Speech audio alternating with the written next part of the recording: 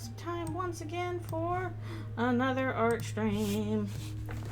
And once again, starting off, I'm like, I forgot to put Noelle's antlers on.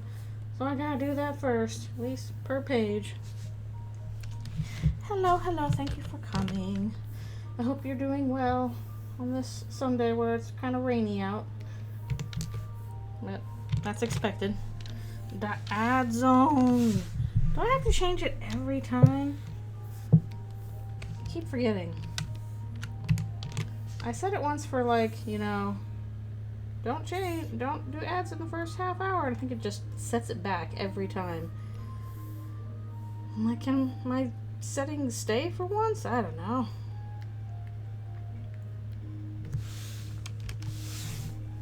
Oh, sorry. Well, it's a cold, chilly kind of morning.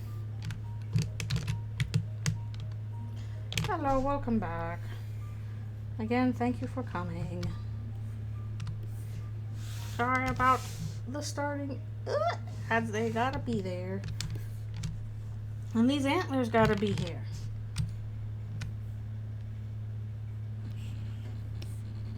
Because I forgot to put them on earlier. That's all well and good. It's probably nice to, you know, diversify, expand stuff around a bit. I'm not very good at that myself. Yep, chapter 5, which is probably a little less than a year away. Depends.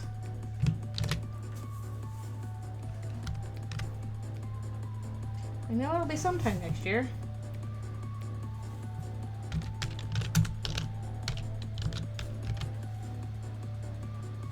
That's all well and good. The art's been very cute. I just want to get this dang thing done. I'm stuck on this part forever, it feels like. Ah, steam machine. That's a good time. I'm gonna go with a small brush for this.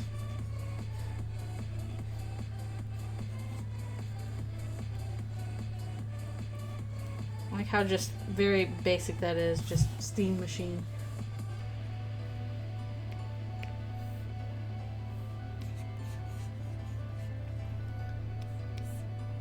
Well, this is like the first panel of the first page, so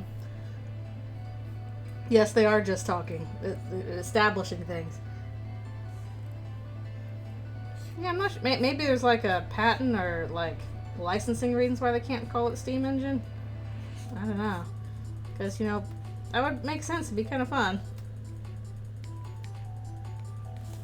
Thank you.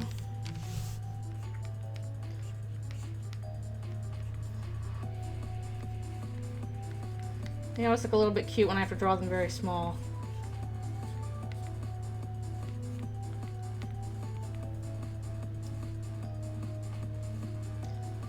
This is not from the ending. This is from the Tenna boss battle.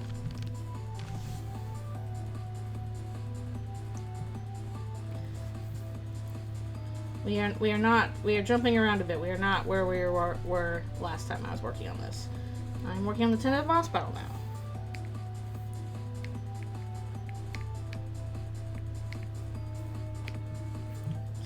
I've still got regular scenes to draw as well as the ending scenes. That's a lot. It's nice to actually work a bit on actual scenes, not just the ending. I have said I'm not drawing things in chronological order. I'm afraid the music might be a little loud. I'm going to turn that down. There we go.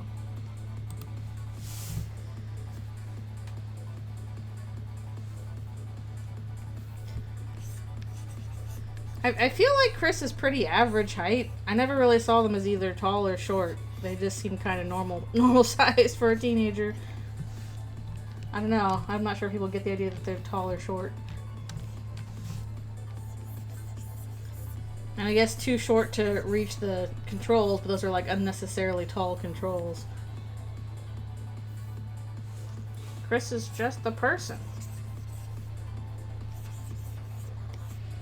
Very humanish.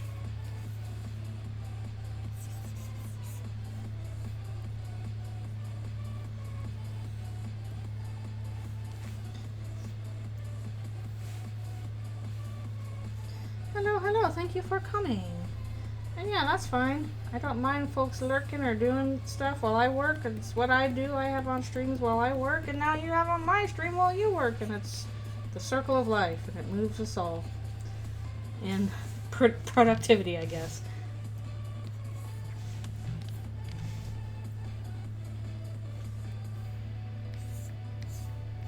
Do you mean like Toby's original idea of like having the monsters be humans and they turn into monsters in the Dark World? I'm not sure what you're talking about. Oh, yeah, I can understand why that was done. It would be cool and interesting for sure, but I imagine it kind of would freak people out a little bit. It's like, wait a minute, the Toriel is now a human? What? It might be a little distracting. Plus, I don't know, maybe there will be story reasons for it in the future. I'm just saying.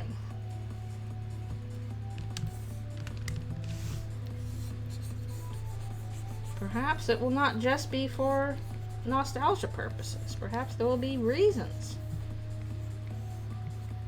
Story reasons. Character reasons.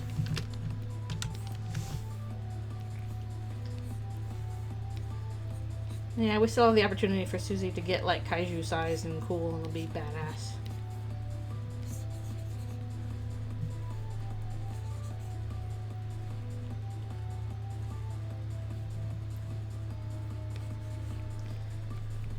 Yeah, it's a little odd, like what the rules are on that. How like, okay, they can't use magic in the light world, but they can in the dark world. But Chris can't in the Dark World for some reason, even though there's not clear why that would be the case, because, like, this is a fantasy world. But at the same time, they seem to have, like, some biological element of being magic, because they still turn to dust when they die. Which, otherwise, what's the point of them turning to dust when they die? That was specifically a feature of, like, them being magic in Undertale.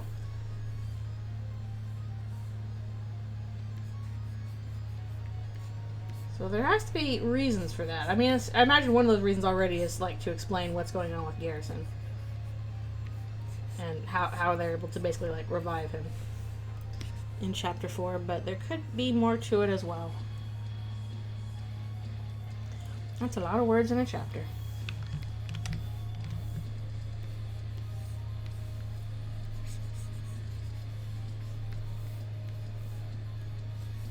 And the half-human stuff could come into play. Who knows? It's possible.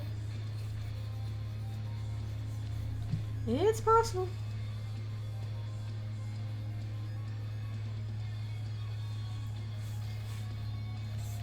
I think if they had kept the whole thing of like, okay, the normal people turn into monsters in the Dark World, then it still would have been like Chris stayed human, and that would have been a mystery of why. Why didn't they change?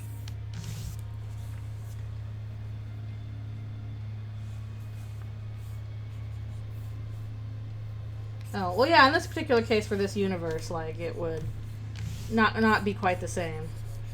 It accentuates the mundanity if they're all human. And gives a chance for more, like, you know, character design stuff.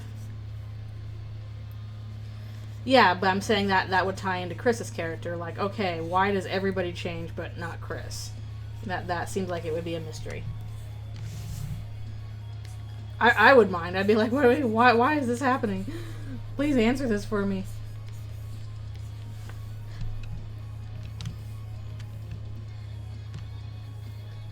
I want some things answered. I mean, imagine there's going to be some things that, you know, we don't get answers on, but I'd like whatever answers we can get.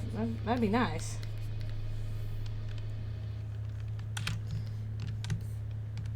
I don't know, I actually feel like a good chunk of stuff was explained in, I mean, I don't think it's implied that the fallen humans are alive, no.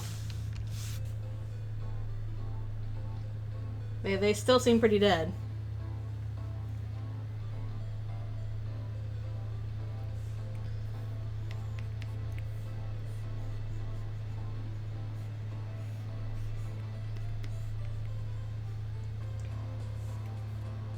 Why are the coffins open?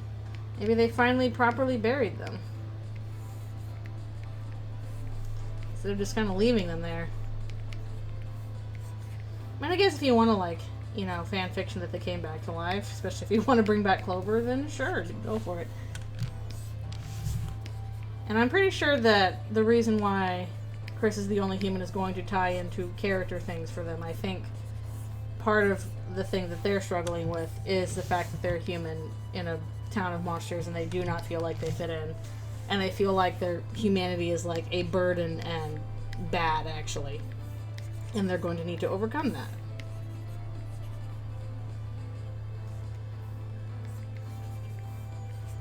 Yes, I imagine that True Pacifist is the happy ending.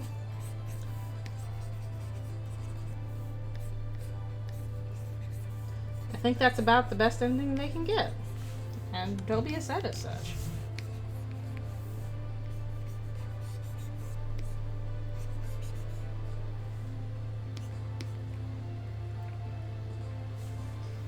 I mean, it's still awkward that happened. I don't think there's anything around, any way of getting around that. I think no matter what, yeah, you killed some kids. That's not gonna unhaunt them.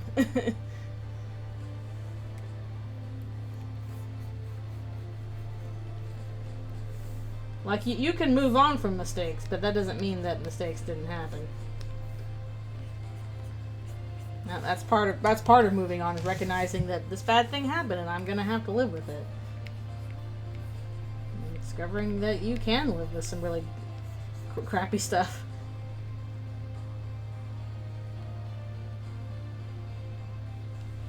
I don't know. Don't know.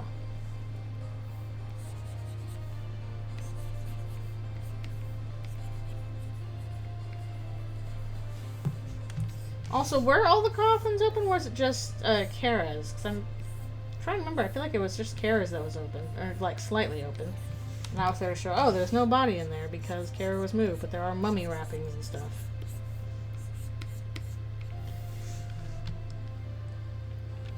Send it to me later.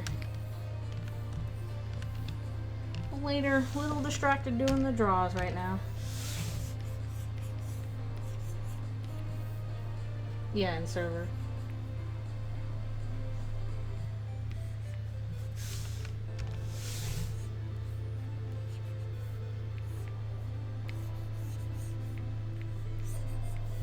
I do like drawing Chris's hair all extra fluffy in Eldritchrune, to the point where, like in Canon Chris, I'm like, don't do their hair that fluffy. It's not that wild.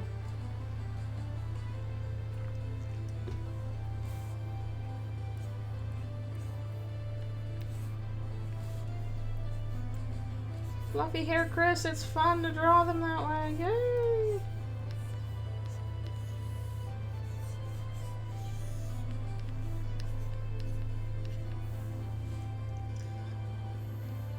The AU were... she does have kind of massive hair just in general.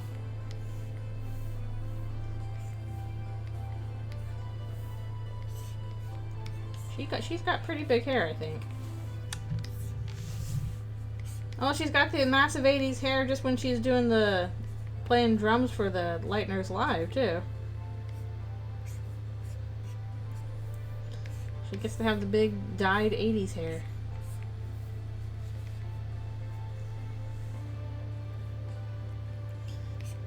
Oh yeah, I imagine it isn't, like, it's fluffy and stuff, but it is not well kept. It probably smells bad and everything, because it's not like they're showering a lot. Going through scary places in grime.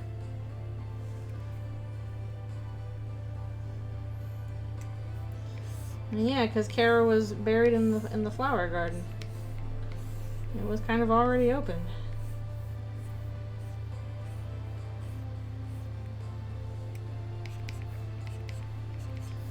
Just shut it again.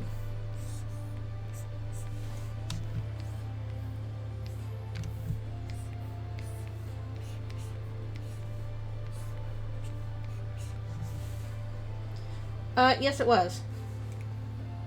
They mentioned this. They mentioned, like, Flowey mentions the fact that, Toriel took out Kara's body, brought it to the ruins, and buried it in the flower garden, where Frisk falls at the start. So, yes, it was opened.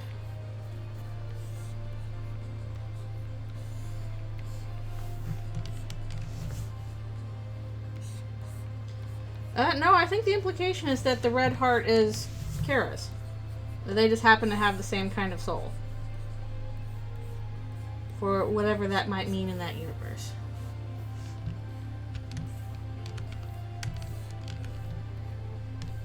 Remember, Kara's first one to pass away.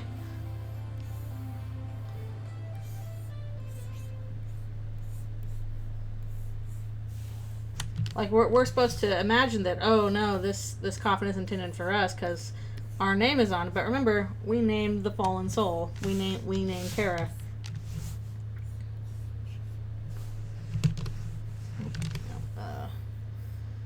Remember to do this with the correct lines.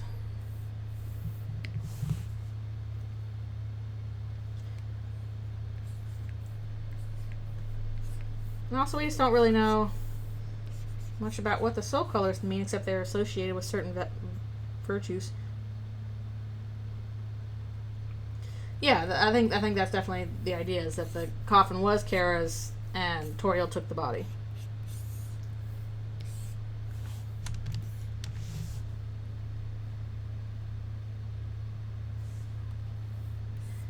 The fans call them that. Hello. The AU is going okay.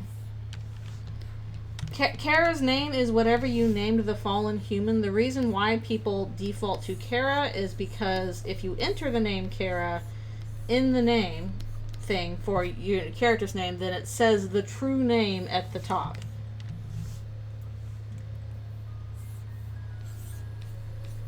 But even then, that basically is kind of like short for character.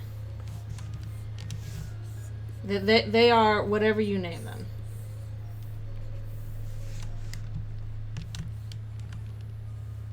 Yeah, exactly. Well, you can call them that then.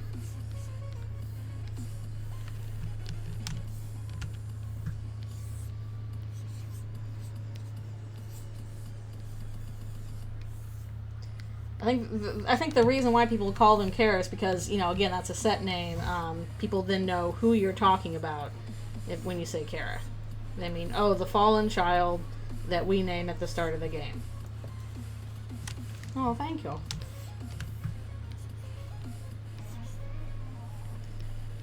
Also, I just have a very flowy cloak. Yeah, exactly. So you can call them whatever you want. It's just the point of calling them Kara is that people, you know, who know who you're talking about in conversation.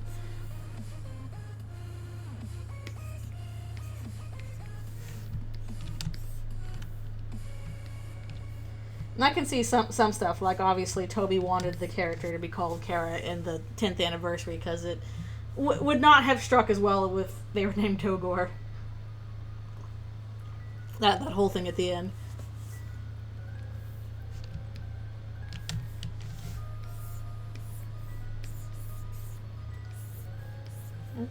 Here come the girl.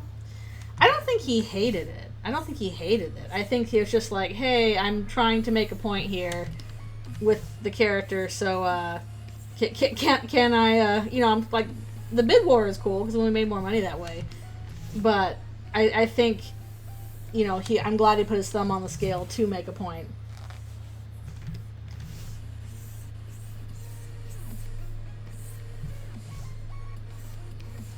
It's not like it was a bad thing either. Like, it's all for charity, so like, sure, let's bid war back and forth about this character's name to raise money.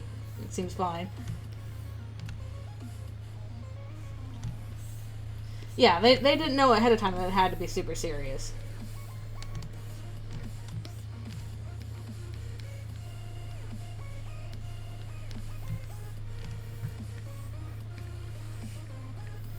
I think it was smart to play that out as a bid war because then, like, hey, again, this is an opportunity to raise more money. And whether or not, like, Toby was the one that did that donation that flipped it over to Kara at the end, doesn't matter. That's still money going to charity, so, like, nobody's losing here. Hello, hello. Thank you for coming. I'm probably not going to play Mother 1. I'm sorry. I've got a lot of... I might, like, watch a Mother 1 playthrough, but at least from what I've heard, the menuing is, like, even worse than Earthbound, and that's, like, the one thing that drove me nuts in, like, Earthbound and Mother 3 was menuing and moving items around. Like, that bothered me, so I don't want to do that.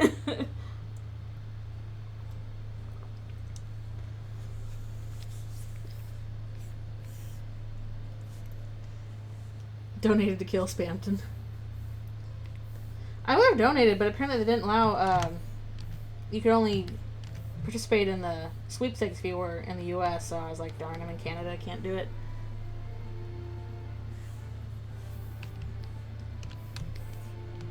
Yeah, I'm not sure about it. Oh, sheesh. Yeah, I imagine it's a lot of gameplay, just a lot of fighting guys. Definitely, at least it feels like, you know, Earthbound and Mother 3 had, like, a lot of other story stuff going on.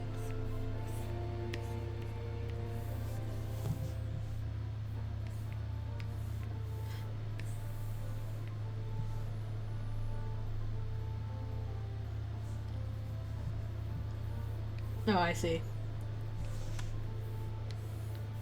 I'll say pulling their head down. Yeah, I can look up the story at some point. If there's like a video essay or something on like a Mother retrospective, I'll check that out.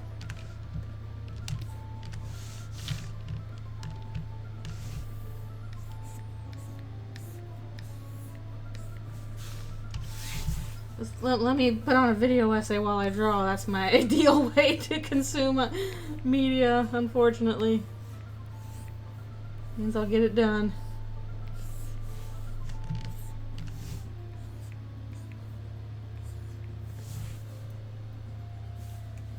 Became a pile of fluff.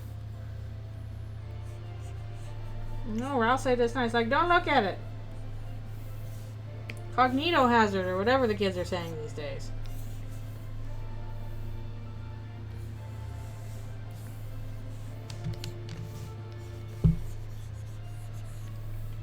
Everything's a cognito hazard if you try hard enough. I don't know.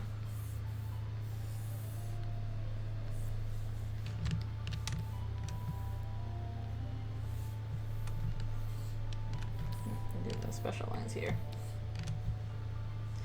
Yes, he did. Just, you know, set a person or two on fire. That'll take care of it. Lickety splickety.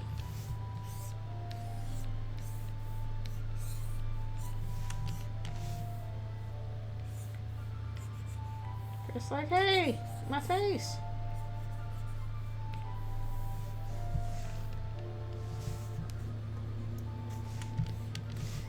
I don't know about that. What I do find interesting is that anytime that Susie talks about like engaging with media, she's never seen the original. She's only seen her play the sequel,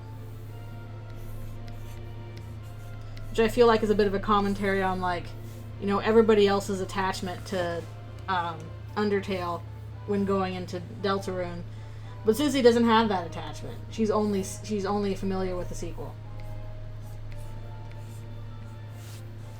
Not that Deltarune is a sequel, but you know what I mean.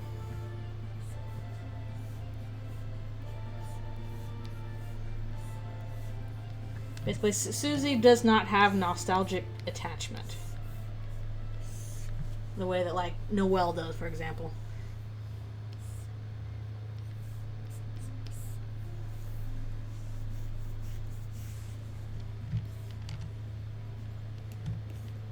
Retro pull.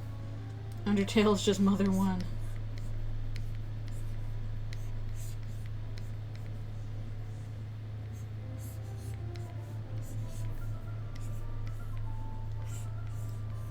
Deltarune was technically the idea that came first,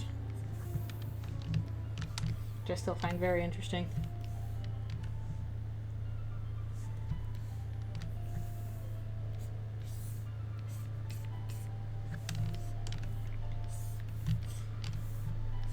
Yeah, but certainly I think, like, Undertale grew out of that tradition of, you know, people who are fans of Earthbound, same as, like, you know, Off and Yumi Nikki. Which, maybe I should play Yumi Nikki sometime. I'm sure it's possible to play Deltarune first. I think the reason why you're encouraged to play Undertale first is because there's something kind of gained from having that nostalgic attachment to Undertale characters. There is a quality difference, for sure.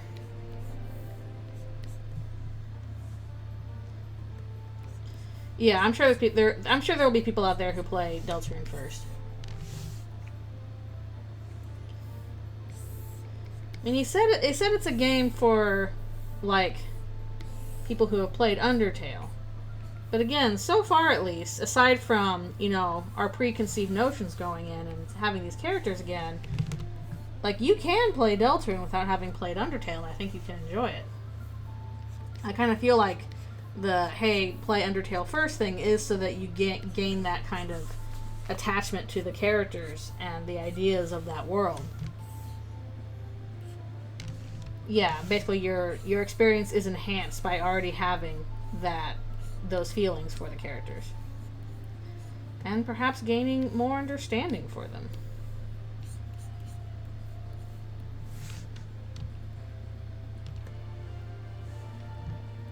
I like Timmy's pixel art. Also, Timmy's not the only one doing sprites anymore. There are other artists.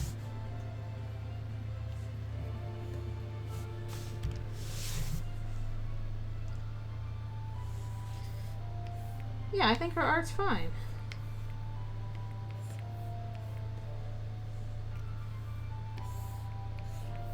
I like Timmy's art a lot. It's very cute.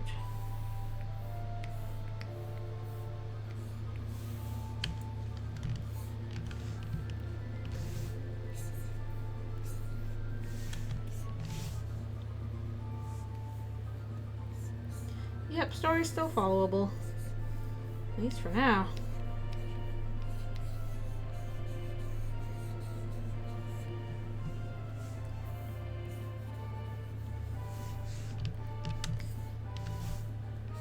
Hot was mostly others.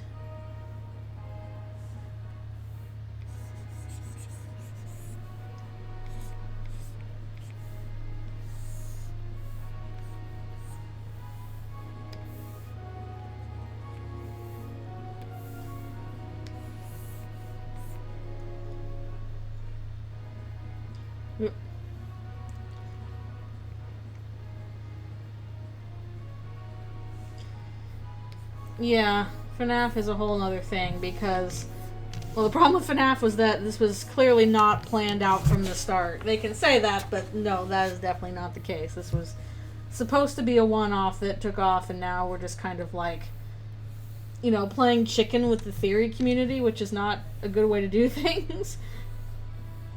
You don't have to exist to outsmart Reddit. You can just do your story. And I don't think, like, whenever people are like, oh, Toby did this in response to the fan, I'm like, no, he didn't, guys. That's not how production works. Like, maybe small little instances of it, like with the mics being like, oh, Mike is a cowboy. Like, not hard to put that in. Major story differences, though, like, no.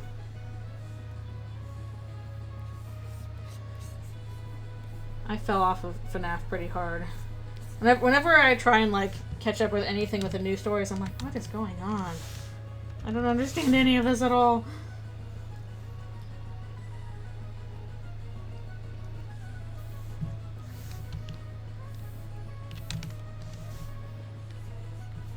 This is like, I can't see.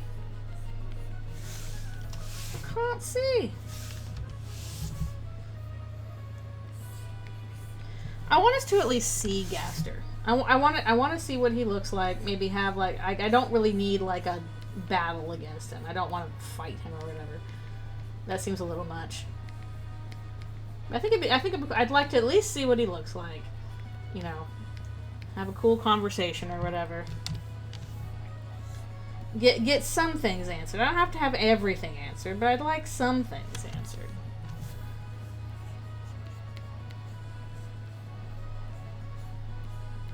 No, I don't need him to be the final boss. I don't need him to be, like, you know, a big fight or anything. Just let us find out a little bit more about him. See what's going on with that. Answer a couple questions.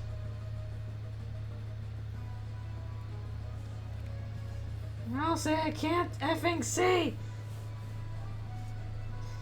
I don't understand the green thing. I don't. I watched the theory and I'm like, okay, but who cares? Who cares if he, like, what does this mean? Oh, he's green. What does that matter? How is this relevant? Also, when did we decide that, you know, oh, Sans is obviously blue and Papyrus is red? What does that mean? If the curtains are blue, why are they blue? Sorry, I'm just like, Now Chris looks extra mysterious. Hello, hello. I'm doing alright. Nice to finally be getting some, of this stuff done. Instead of just meeting stuff. 22 days and 14 hours. Goodness. They're not. I don't know. Nobody's green. You're green. Green Sans, whatever. Fluffy hair still there. The art is going.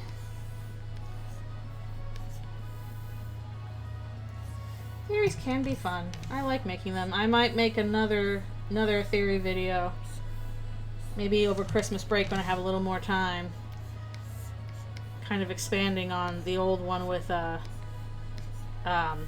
know, Rousey having Chris's soul. Now that we have some new information, I'm like, you know what, actually I think this might go beyond that. Go in different directions. Plus I saw, actually, the rare Reddit comment I saw where I'm like, oh, actually that's interesting. Huh, I gotta think about that. That could make sense. So I might expand on that. But, videos take a while, so I might have to wait until break when I have a little more time. Always too much to do. I still got so many Eldritchrune parts to do.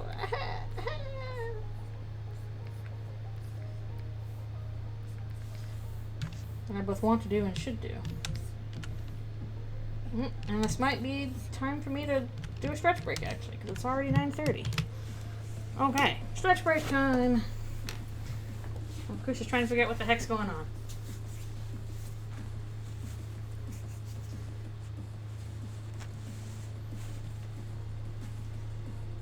Yeah, if I do another theory video, I'll have to think on it, ponder over it, write me a script or so.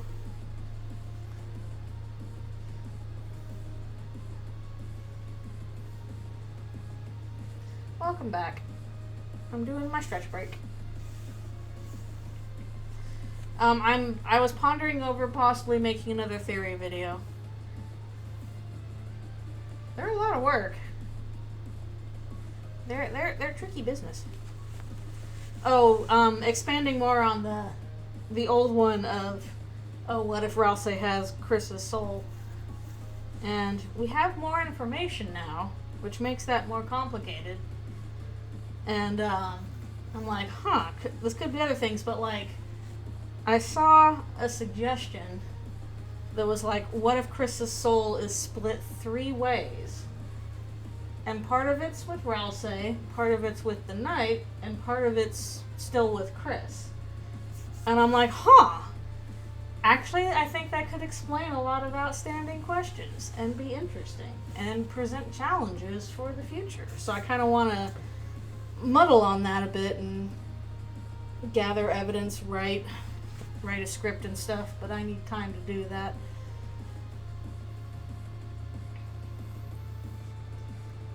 Like in a sense, I still think the Knight is Des, or like something made from Des, like with the whole baseball bat and, you know, antlers and guitar noises, etc., etc. There's like, everything's pointing towards Des.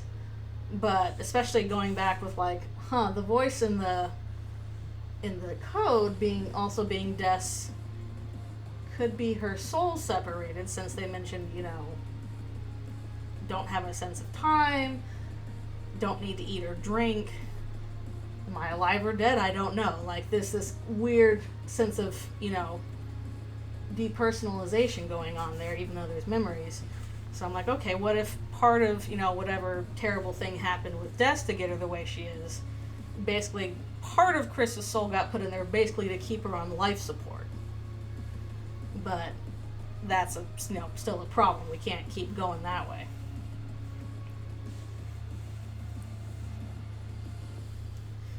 At the end of the day, if we got into the night not being Des, should we be upset? I mean, I would like to avoid being upset. I think you would have to go a long way to explain why it wasn't. Like, if it was something like, like Rudy, I think I'd be kind of annoyed, actually.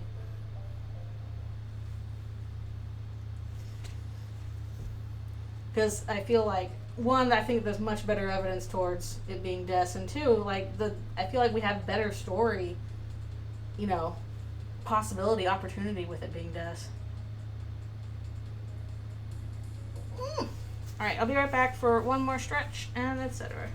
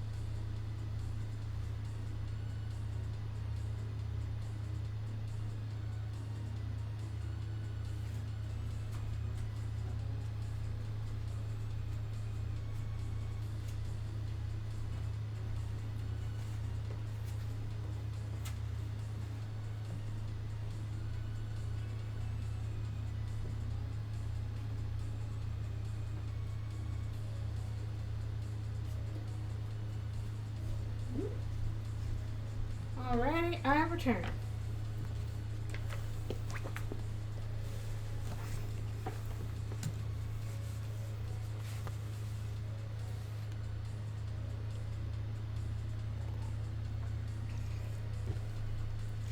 Yeah.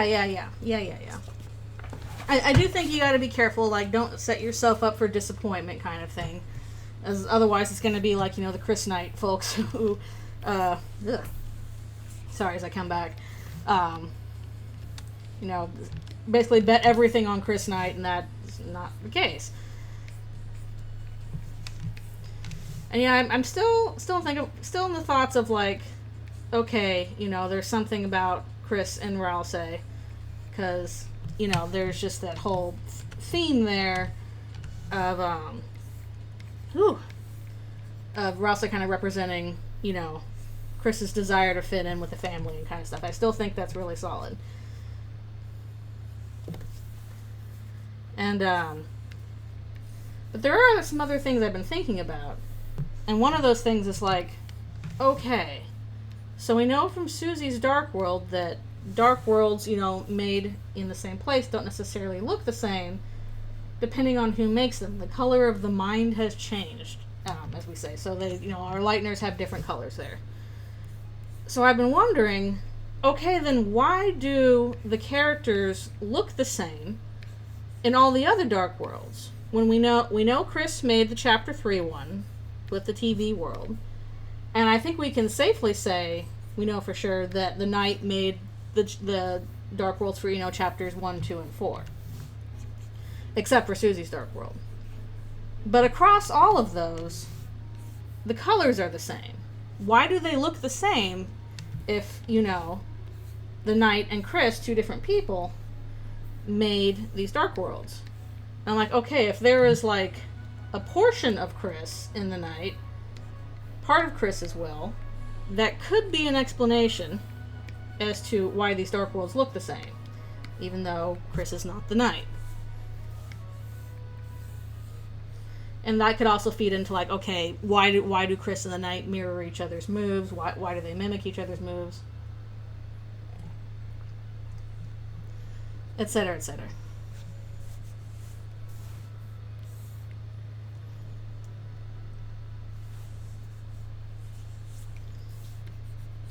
I don't know, but in the game itself, they say, like, oh, the lighting of the mind has changed.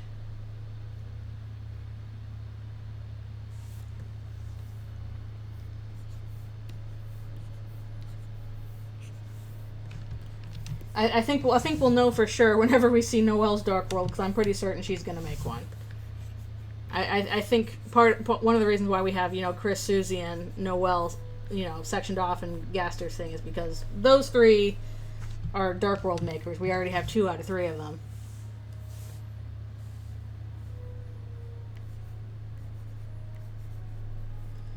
I don't know, just a thought. Just a thought. Because that has been on my mind. I'm like, why do these look similar? So having some of Chris's will, you know, present there, even though Chris is not the knight, just some part of them is at play, could explain that.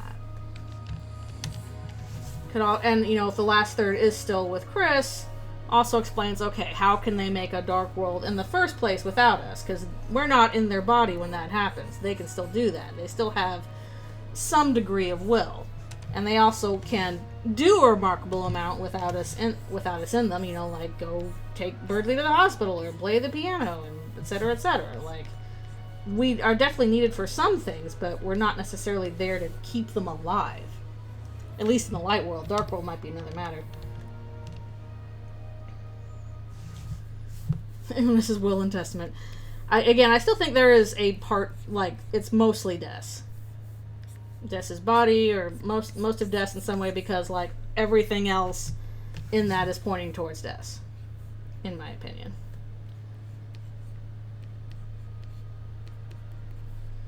And again, if something bad happened to Des, and Chris, feeling responsible for whatever reason, has got part of himself in there to keep her on life support, could be an explanation for that.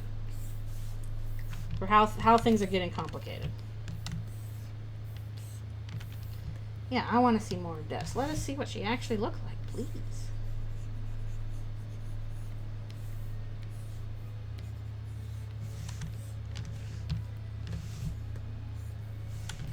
But I guess I'm especially curious, you know, again, if Noelle makes a dark world, if that in turn is again going to look different. If we'll get another color palette swap for Alta character.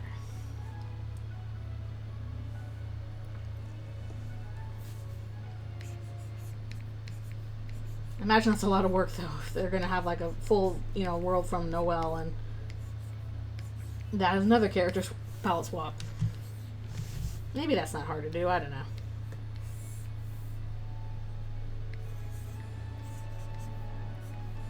And I'm also not quite sure why people are like, I would hate it if Susie was half human. I'm like, okay. Yeah, maybe if they do it, they can just attach a shader to it. That's probably doable. Seems like it's mostly just like moved along a color shader anyway. Well, I do this with Eldritchrune Noelle's antlers because they're complicated. It's just an easier way to deal with them than trying to freehand them.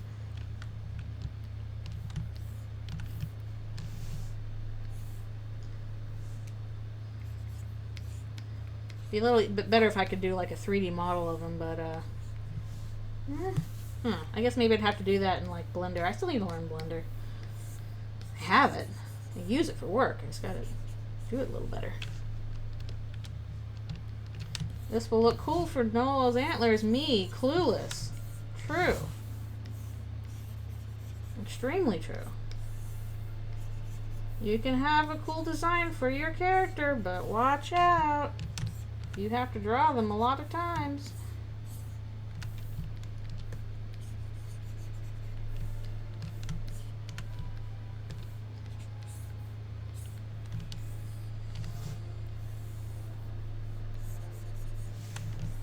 Here come the beasts. They're on the march. Yeah, I'm hoping we can recover Des in some way. I hope so. It would be very sad if we can't. I mean, it might be a Flowey situation, but it would be a nice turnaround if we actually can save her and restore her to normal.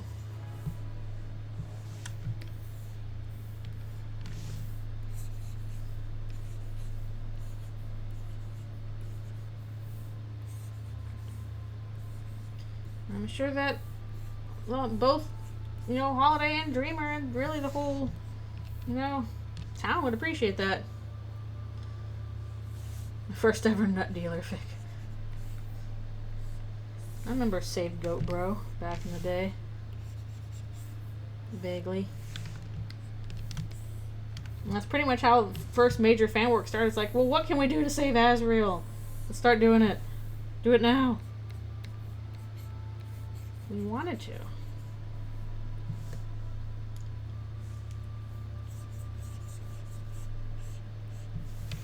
That's the power of fan fictions. Canon says this doesn't happen. Well, fine. I'll do what I want.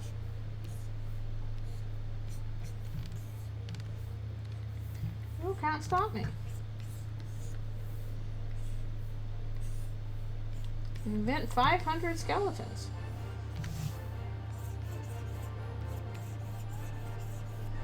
You look at Toby's like, I'm happy people are making all these skeletons and have nothing to do with me. But that's about the best outcome you can ask for.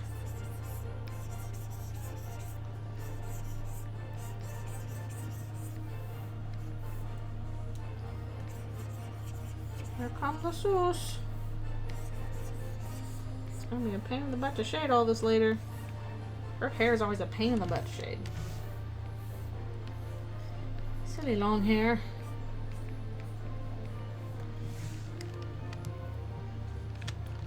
Oh really? They're not that hard to draw. Took me a little ways to get the hang of Papyrus, but I think they're doable.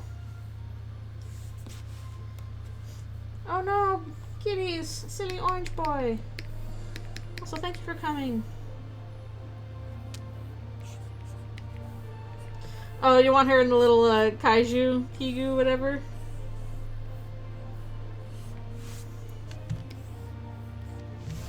Alex Hirsch's Sue's voice.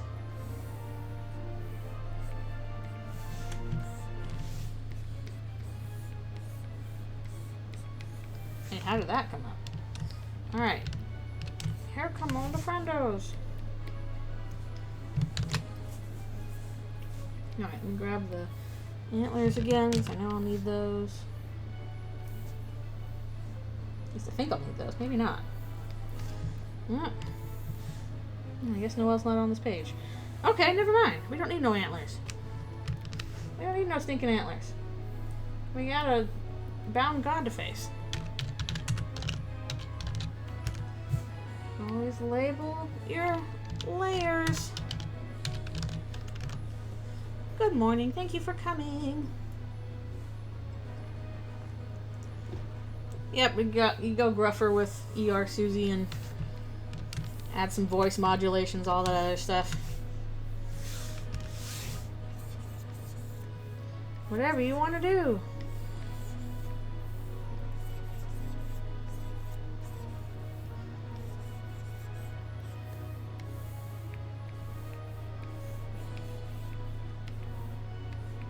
Tenna is going to be interesting to draw. Also gotta go back and do a couple things with like his text, because he's got like, you know, the special like, I don't know, how do you want to describe that text he would do, like the kind of like GIF text?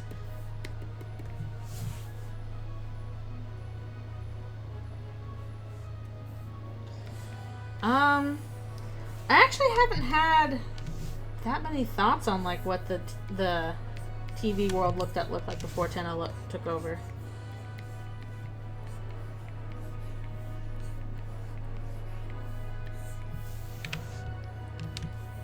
It is an interesting difference though.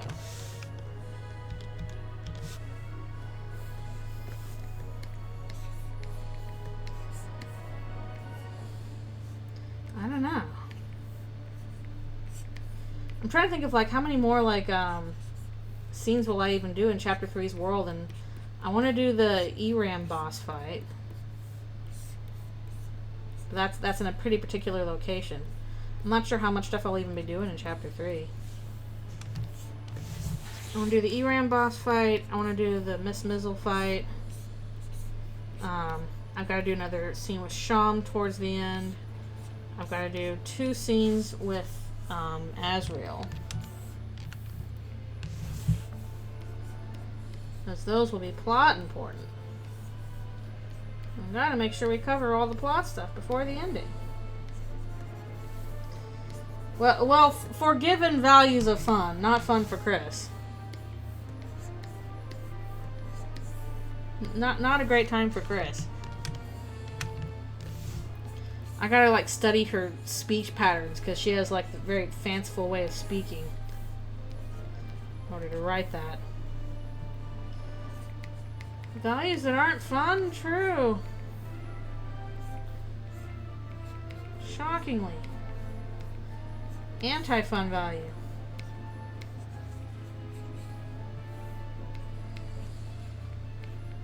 Despair value, I guess.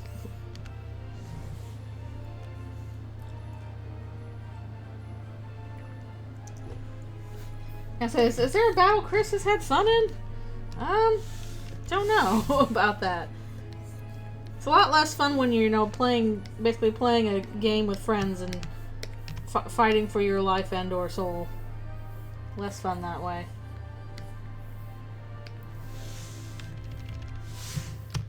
It's less fun when you can die horribly.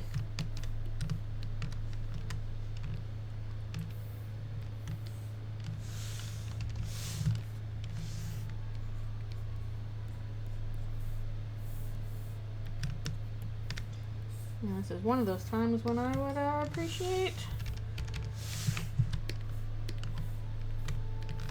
saying doing what I want.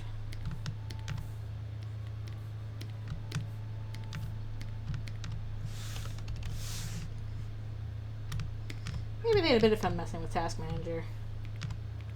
And then I still got kind of a big cut on the head, so that part's not fun.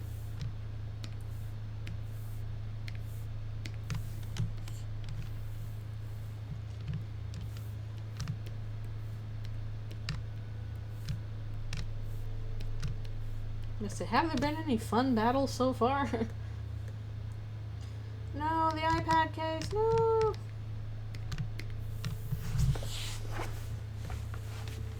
Yes, this is the Tenna comic. Finally getting to it. Need a sledgehammer. And Chris does have big beastie friends that can hit pretty hard.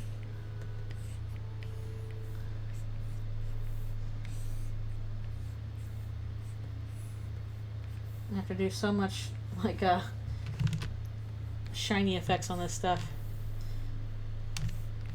I don't think I have that. Mr. Antennas. I need to find a good rhyme for TV time because they don't have TV.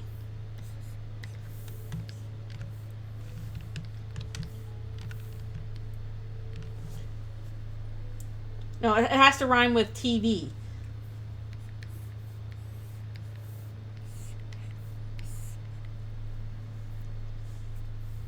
They don't have TV, so it has to be something time. Sleepy? I don't know about sleepy.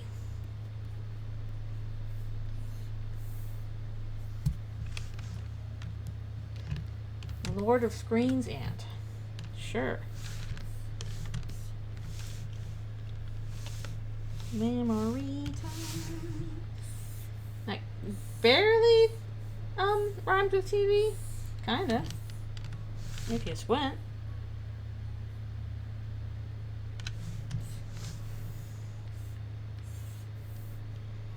Exact slime. not wrong though. That is accurate.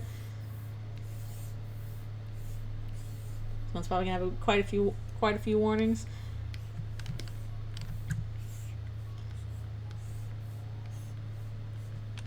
Including good grief. I'm already forgetting the word for it.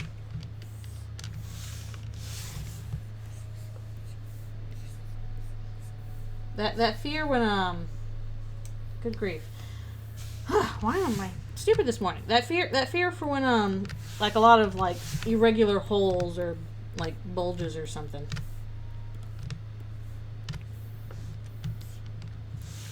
Trypophobia. That was it. Thank you. For some reason I was trying to think of something with the letter E and I was like, that is not it. That's not correct. Yeah. Is it trypophobia? Trypophobia? Yes, that.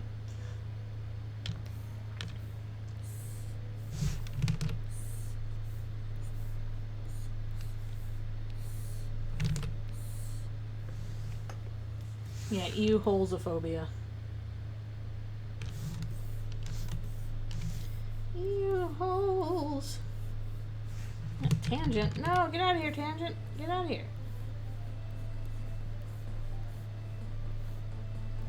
Trying not to tangent there.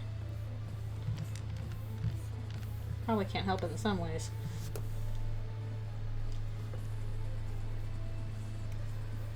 Well, I'd say the warnings are there if you know there is something that particularly bothers you.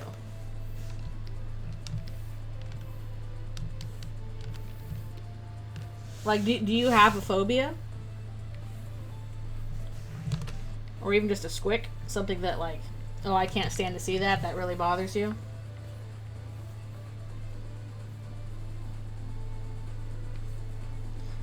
Because if there's nothing that really super bothers you, then you'll probably be fine.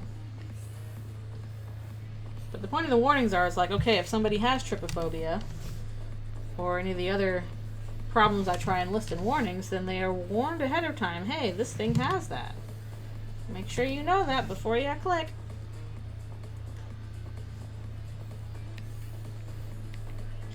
Yeah, I've got some squicks too, but no real phobias or triggers, I would say.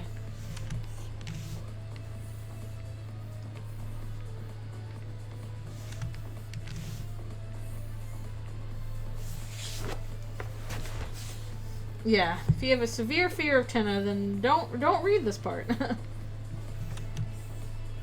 Don't do it.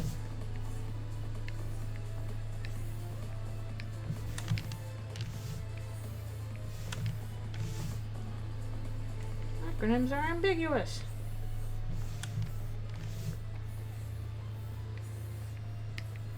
Another reason why Tenna's going to be a pain in the butt to shade is all these dumb capsules. Look at all this. It's like the ball pit all over again. Why do I do this to myself? Ah! This is not as bad as the ball pit, though. The ball pit was kind of ridiculous. Tenna 2, Return of Ball Pit.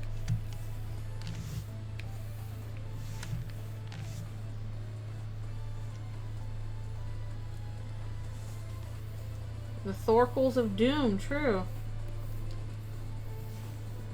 Yeah, sometimes it's hard to, like, tell, okay, does this count as body horror or not for people? And it's like, you know, 3 eyes, something like that. There's also, like, kind of problems. People might describe something as body horror when it's, like, you know, a regular disability.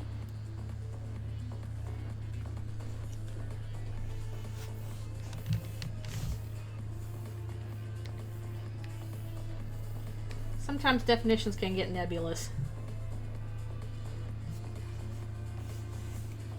No, I'm not doing that death. That would be my death.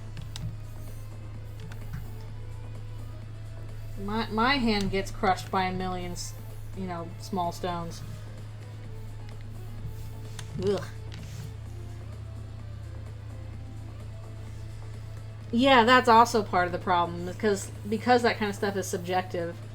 Like sometimes, like, does this bother me? I won't know until I see it, and unfortunately, too late. It's bothering you.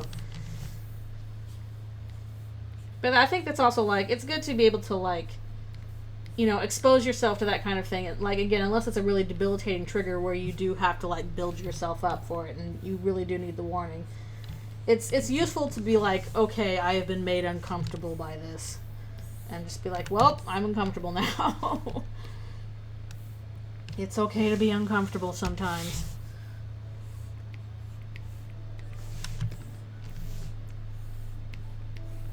Sometimes I see a thing and I'm like, oh, I really don't care for that. Ugh, this made me feel bad. It's okay to feel bad sometimes. Sometimes that's the point. again, it's a problem if, like, okay, you know, my day is ruined, literally, you know, I have to kind of stop what I'm doing to recover from this. And in that case, no, you do want a warning, because, like, you don't want to get your day stopped because something you accidentally stumbled upon.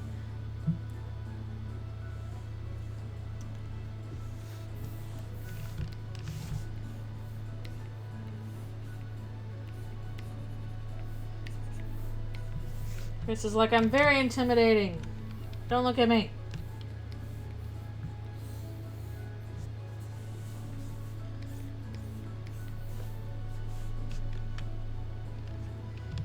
Yeah, I did get through Magnus Archives okay. I actually kind of started to fall off from it the further it went on because it felt like the horrors were getting kind of more abstracted. I'm trying. Is there anything like Magnus Archives that really deeply bothered me? And I'm not sure if there was. Like, there's stuff I'm like, oh, that's, you know, that's freaky and creepy. But in terms of like, oh, I'm deeply unsettled, I'm not sure. Oh, Lisa, yeah. I think I've had people ask, are you gonna play Lisa? And I'm like, maybe, I don't know. In terms of like horror games, I'm like, okay, maybe I'll give this a try. Somebody mentioned Look Outside, maybe I'll give Look Outside a try. Maybe Dredge, I've heard that's good. Again, Who's Lila looks interesting. Shipwreck 64 looks interesting. There's three, I think there's like 3 main Lisa games, and I think there's a lot of fan games from it too. There's like Lisa the First, which is probably the one I would not play, because that looks, one, really difficult, and kind of like Yume-Nikki, but even more depressing. And then there's Lisa the Painful, which is a bit more of a traditional RPG. And then I think there's Lisa the Joyful after that, that's the one everybody likes because it's got Buddy as the main character. I know a little bit about the Lisa series, but I haven't played it.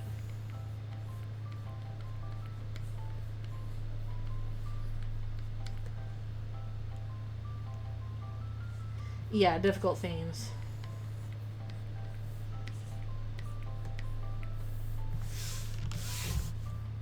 Well, I guess also in terms of if you count horror, I'd be willing to try like a Yume-Nikki, maybe Ib.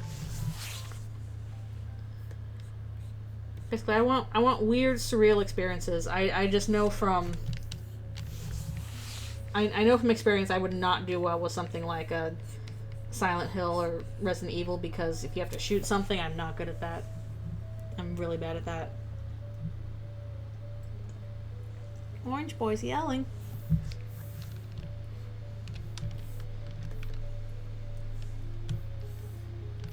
Delius is a weird game. Chris, you're pointing the wrong direction.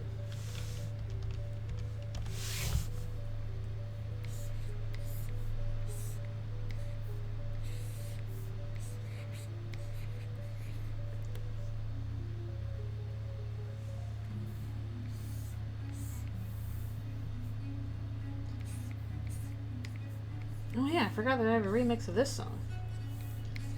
Hardly any remixes for this song. Yeah, some games are like that. Some games are like, yeah, I'm gonna play this and I'm never gonna touch it again. Oh, you know what's another game that, like, in the same genre of, you know, kind of Earthbound-alike that I started and never finished was Jimmy and the Pulsating Mass. I think I had a copy of that, but this is back when I was playing it on my Mac, and Macs don't do well with RPG Maker games, so it would not save. So I wasn't able to get very far with it. But now that I have a PC, I could do it.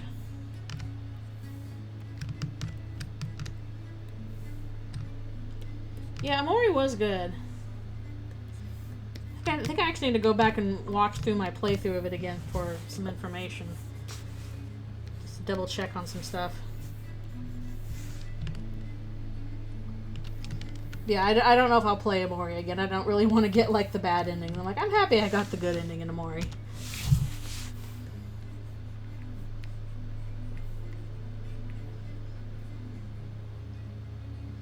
It is Glacier. Basically the music from when you're going through the dungeon to get to ERAM.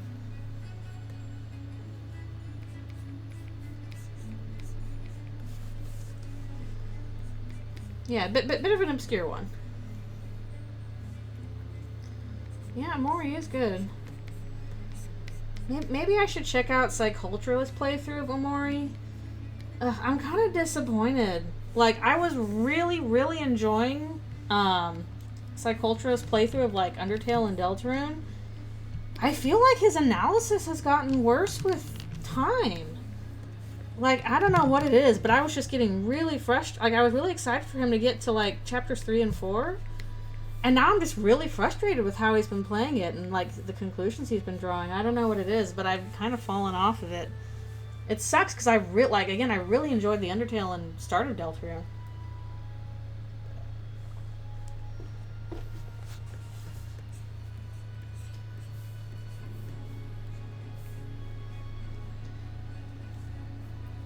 Yeah. I think maybe part of it is, like, he, like, leaned it hard into, like, Rudy Knight and hasn't really let go of that. Even though I was thinking, oh, okay, you know, once we get to, like, chapter 4 and we see Dess's room, like, that's a treasure trove of information. Like, you know, he'll get some new information. Like, play his, you know, maybe change his mind on that. Everything with Des has just slid past him. I'm like, you could do a character analysis with Des, even though we haven't seen her, just based on, like, things we've learned about her from her room and from other characters. It's like, he doesn't even have, like, yeah, I don't know. I'm like, what are you doing? Like, and then the way he treated Rouse in, like, the second Sanctuary, I'm like, dude, come on. I don't know. I was really disappointed because I really liked his analysis. Like, the Undertale analysis was great. He picked up on things really quickly. And then I feel like he's just skipped over a lot of stuff in chapters 3 and 4, and it made me sad. So, I don't know, maybe I'll go back to see his Omori playthrough, but I'm a little disappointed with chapters 3 and 4. I mean, I know I've seen another therapist doing, like, a playthrough, but maybe I'd be curious if they do one for Deltarune. See one for Omori. Is it Euro Brady? Okay, I'll have to check that out. Again, I'm so sad because I really like Psyculturalist's analysis through Undertale and, like, the early Deltarune chapters. I thought it was really strong. I thought I picked up on a lot of cool stuff. And then it just kind of fell apart in chapters 3 and 4. Again, I feel like if you don't acknowledge, like, the white-hot burning core nexus that is Dess's disappearance and the effect that has on both the Dreamer and the Holiday families, then you're missing something kind of vital. And I'm kind of shocked that he just hasn't discussed Des at all. Her disappearance is extremely important.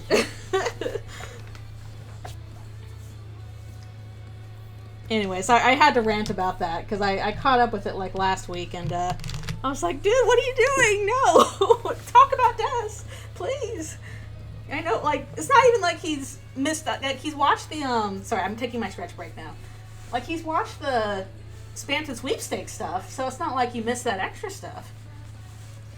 Yeah, I had to rant. I don't want to, like, it's not appropriate to, like, I don't want to be the kind of person who's like, I didn't like your stuff, and, like, say that to their face, because nobody wants to hear that. That's not very fun.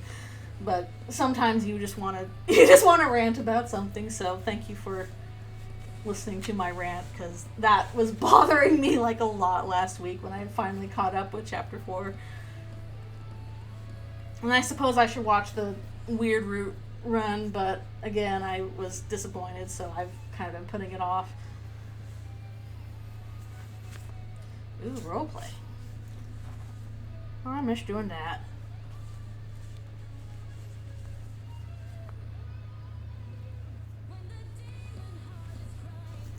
No, I don't have to. That's true.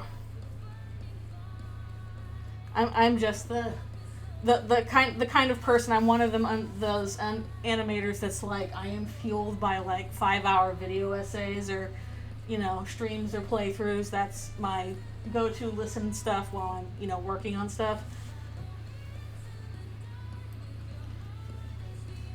Watching, okay. Oh, that sucks. I know. I don't know. I really like chapter 3 and 4. There's so much interesting stuff in there.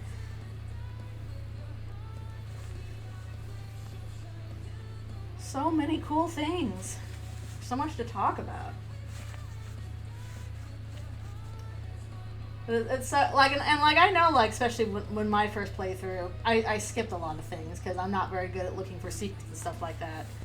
But I still wanted to go back and find them and, like, you know, absorb things from a couple different things, you know, different playthroughs. Yeah, so like, raise up your bat. Yeah. I wasn't watching Jacksepticeye's playthrough, so I, you know, don't really have strong opinions on it.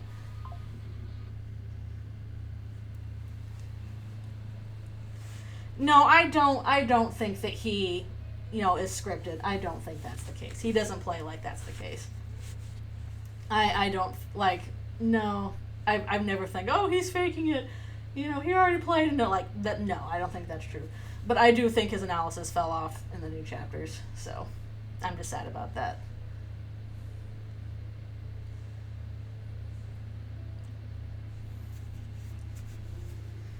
For Jacksepticeye doesn't care, then yeah, unfortunately, sometimes you just can't make people care. Sometimes you can't even, like, explain why you're not interested. That's just how it happens. It is. Oh my goodness. And with Psychotrus, it wasn't even a thing of, like, he enjoyed it. Like, he didn't dislike it. I just don't think his analysis was very good because I came to his playthrough because people were like, oh, his analysis is so great. You know, it just feels like, again, without acknowledging that part with Des, it feels incomplete and shallow. Yeah, people being backseat gamers, that's not fun. Yeah, and that's especially a problem in the Undertale Deltarune community. Like, I'm not surprised Markiplier had to, you know, deal with that.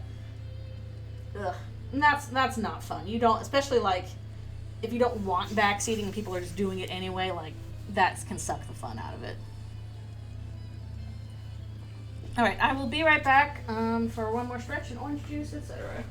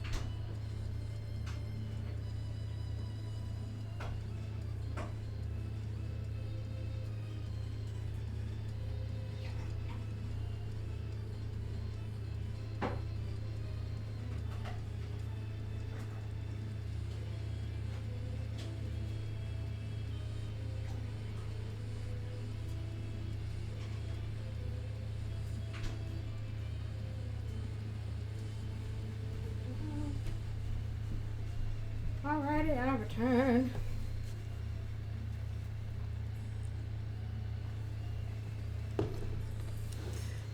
Oh yeah.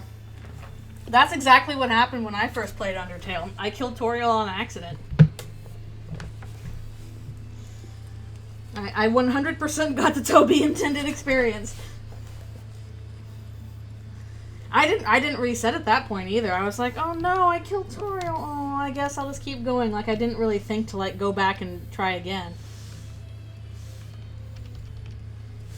So I think I got the Queen Undyne ending because, like, I also got stuck on Undyne. I couldn't figure out how to get past her.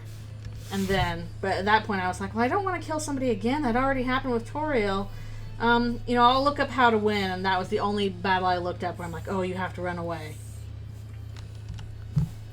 But yeah, that's true. Like, you can't let people do that. You have to let them... I suppose the problem is like... Yeah, that's true.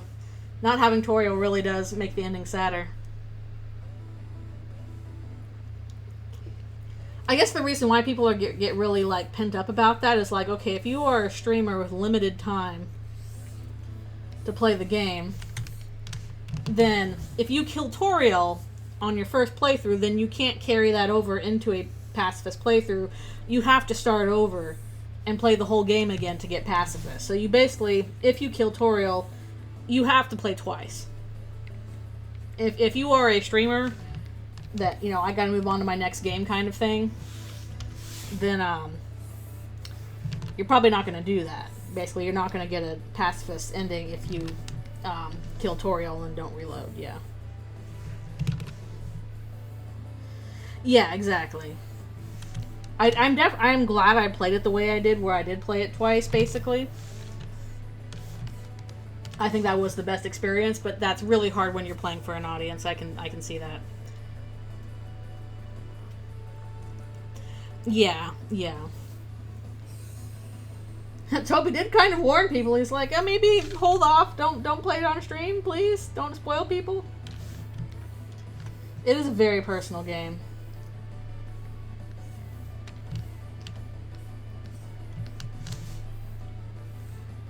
Some of that experience, like, yeah, just best done if you don't have an audience and you just, you know, play it for yourself.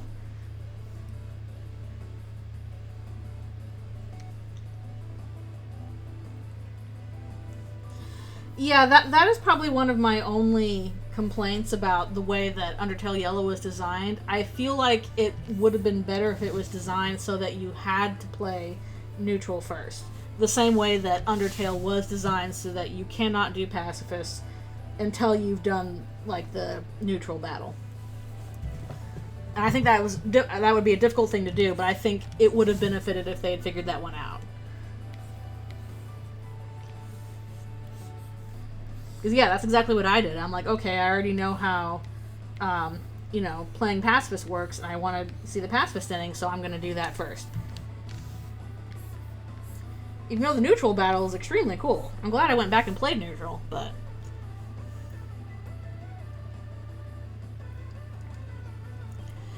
Yeah.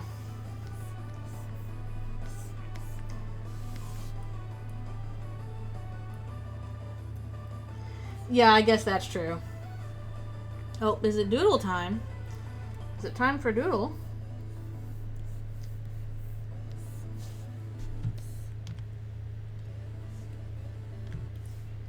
Yeah, exactly.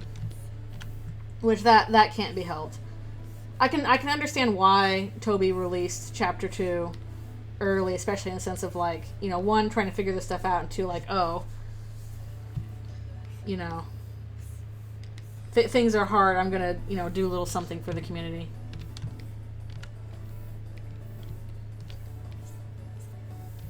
Which, that is sweet. I mean, after Chapter 1, I was thinking we were gonna get all the chapters at once together. If that was the case, we would still be waiting.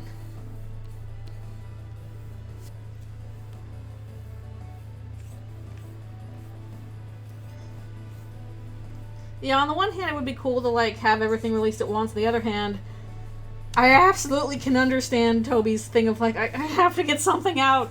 I'm taking too long. I have to get something out. I have to show what's been in my brain for 15 years. Because I imagine nobody is being tortured by waiting for more Eldritchrune than he is.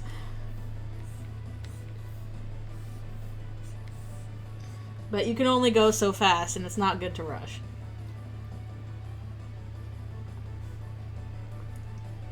You're low. Yeah. Yeah, I agree. I think definitely, I don't think the story's changing at all, but I can see that certainly some elements are changing now that it's chapter release. Like, I'm pretty sure some things have been changed, because that's just, again, that's just kind of the nature of long-form storytelling. Stuff changes that you weren't expecting. I don't think major story beats or, like, the themes are changing.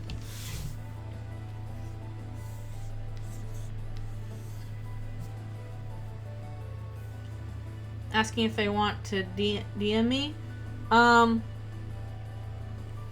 Yeah, you can if you have something you want me to draw, you can DM me on Discord. Yeah, that's true. No, I don't think he betrayed his vision or anything. Well, I gotta respond to some ask I got, which is like, what if the weird root is the real ending? And I'm like, no. No. I don't think that's the case, and I would actually be mad if that was the case. I do not want that to be the case. So, no, I don't think the weird root is the real ending, or the true ending. Alright, and also, if you're doing a sketch request, make sure you use the points for it. Yeah, there's jokes about the chapter release. That is definitely added. Oh, I didn't see it. I was probably off screen. Okay. Okay, sorry. I was please don't do that when I'm taking my stretch break and I'm away from the thing.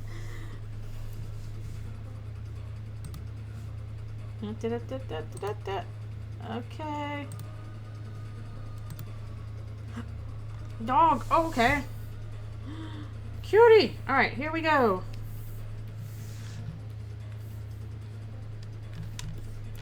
That's our cutie. Oh, let's get this going.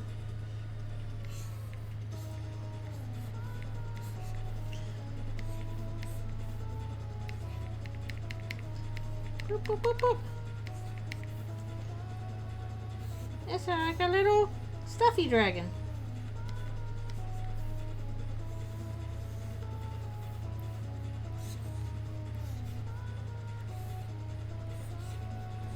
Super cute.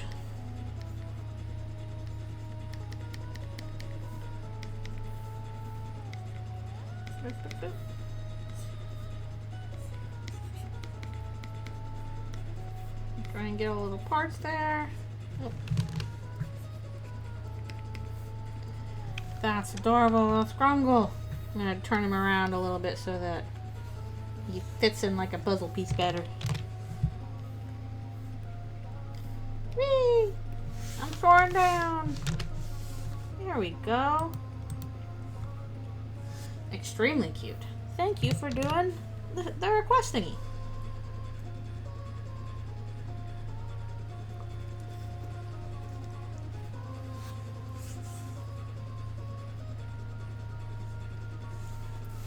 I'm sorry, I missed your hot take. What did you mean? Cute dog, cute dog. Again, if I'm doing a sketch request, I'm probably looking at the reference, which means I'm not reading chat.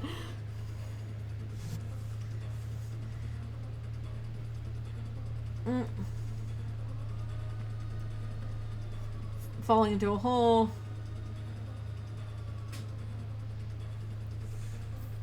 Okay.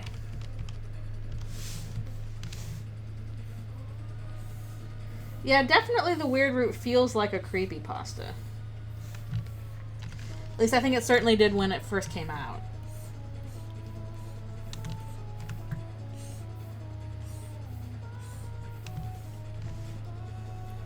Yes, I like that too. That's the reason why I do not want to be like, oh, the weird root is the real thing and you have to do that to get the true ending. Like, I don't like that.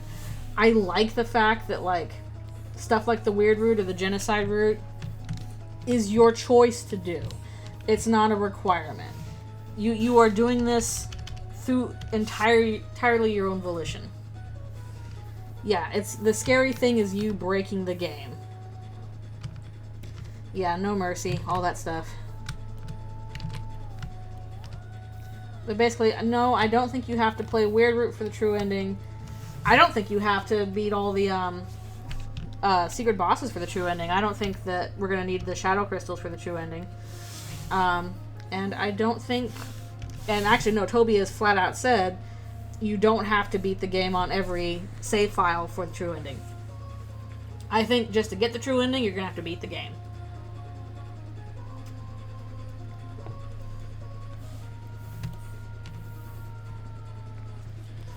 That's all that's required. Basically, like, if you're doing the extra stuff, that's for the sake of extra stuff.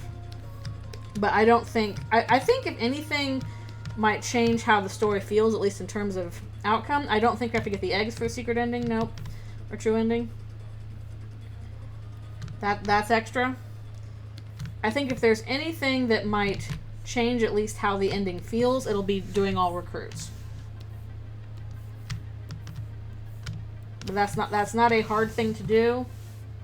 And you can do that, you know, in pretty much any way you like. You know, this is something easy for regular players to do.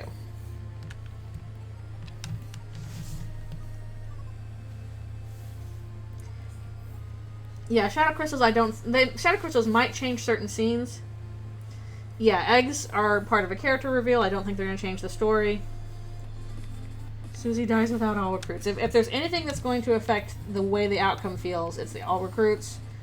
Honestly, I'm kind of the idea now that the main purpose of doing the secret bosses is to get 1 of 4 ultimate weapons, and you have to choose which one you do.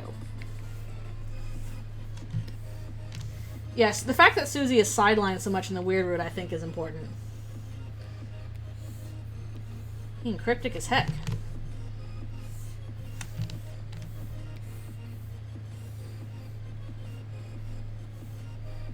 Basically, once we get all the secret boss stuff, like all the crystals,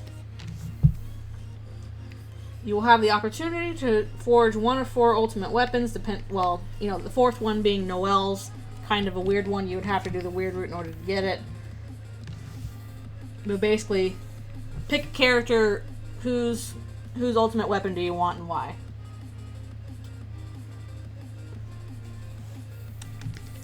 Because basically Sean doesn't say anything about, oh, this, you know, will give us a better ending or whatever. He's like, oh, if you get me all the shadow crystals, I'll make something I think you'll enjoy.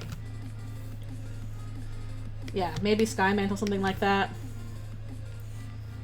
Basically, we know now that Noelle can use swords.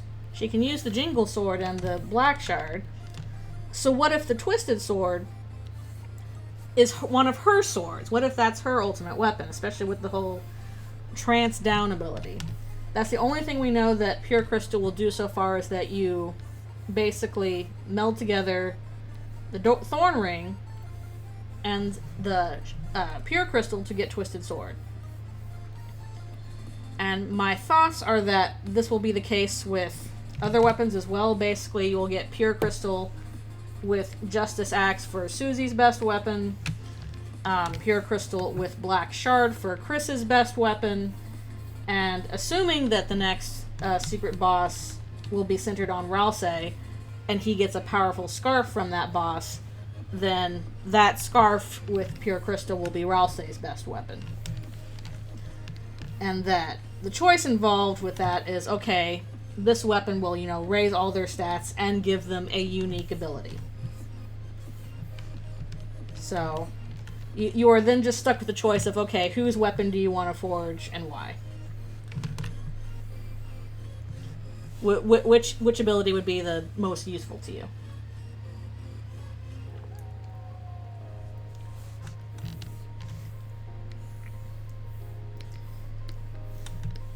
Yeah, and there might be some consequences for it, but we are basically encouraged to do so. Like, there hasn't been the sense so far of, oh, if we beat all the secret bosses, something bad will happen. It will be like, okay, if we beat all the secret bosses, something cool will happen.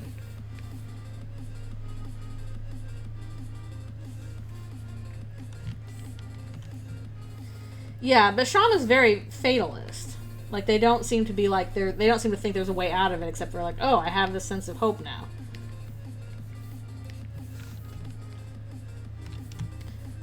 Susie, the power of the Suze.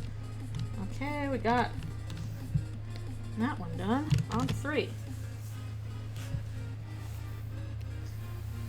Wait, did I turn on the... accidentally? I didn't mean to do that. Okay. Now I gotta put her antlers back on. Alright, thanks a bunch for coming. Have good lunch. I gotta put your antlers on, honey. This will be a fun, nostalgic game for Chris. Surely nothing will go wrong.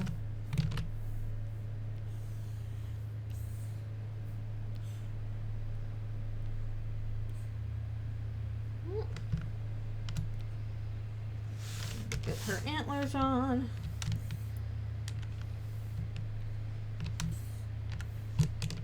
They go charge.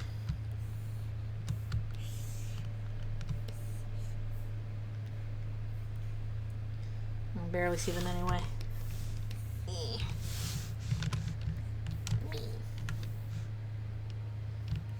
I thought it was a little tough to draw Susie doing the charge, like when you do like a lizard charge.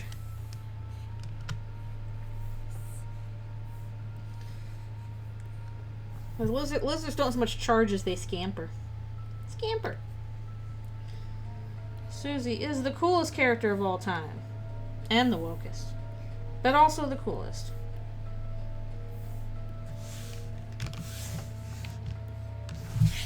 Why do I get the distinct feeling that by the time we're done, somebody's gonna be like, she's such a Mary Sue, and I'll be like, I don't care.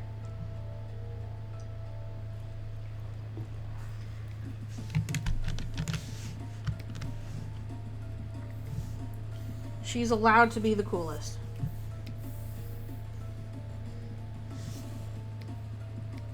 You're just gonna have to deal with it. Yeah, I'm fully anticipating that, unfortunately. I'm fully anticipating some moment where she is going to have a completely understandable reaction to, like, a bunch of things happening. And she's going to, quote-unquote, regress into how she was before, because that's, you know, what she knows how to do, and she was comfortable with doing it. People are going to be like, oh, her character was ruined, and blah, blah, blah. And I'm going to be like, shut your mouth. You can't handle Susie at her worst, you don't deserve her at her best. Same with Chris.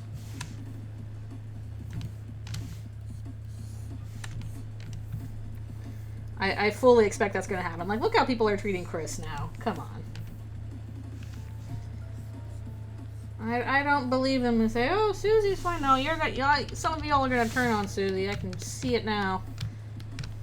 Not me. Not me.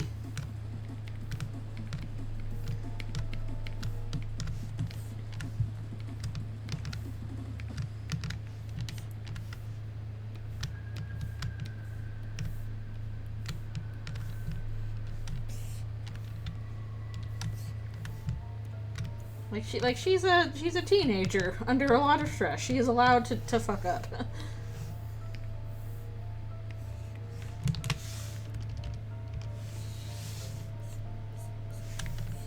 Give her a break. She is still trying to make a friend or 5.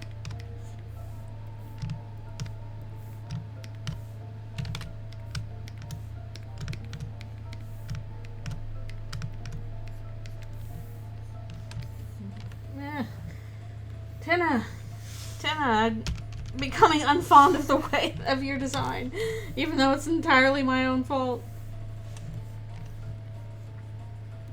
Oh well, I'm sure it'll be fine in the end. Hopefully it'll look good when it's done.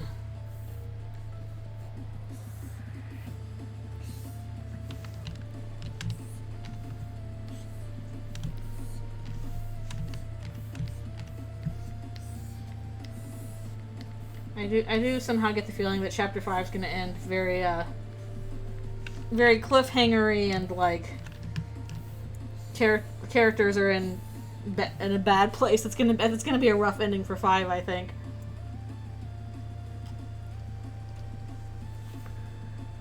You thought 4 was bad? Nope. Now it gets really serious. Oh yeah, I'm sure the discourse will flow long and steady. As it does.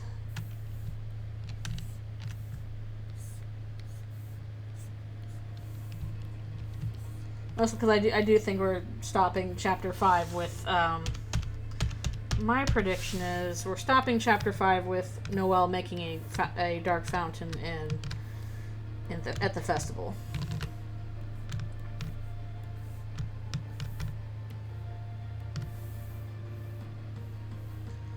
That's my prediction.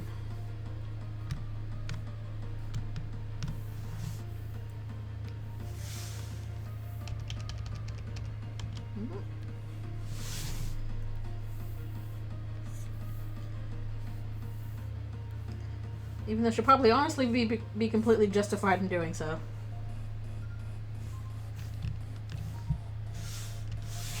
Yeah, I'm not 100% sure if that would be like the start of the roaring, maybe contribute to it, especially if the knight makes one at the same time or something like that.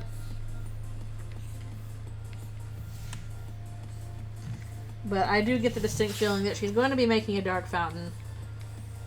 And I also have the distinct feeling it's going to be at the festival rather than at her house or something like that. Because I am a believer that Gaster's list of names is lighteners that'll show up in the Dark World. And festival's a good place to cover everybody that we haven't covered yet. Especially outliers like QC, Caddy and Bratty, stuff like that.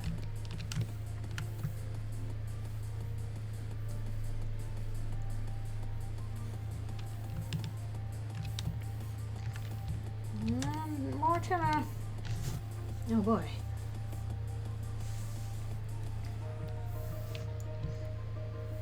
These pages also take a while just because of how complicated this all is. A lot of stuff going on in these pages.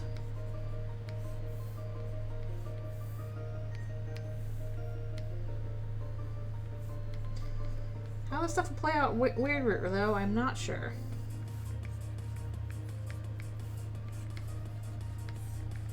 I don't know. I can't imagine it'll go well.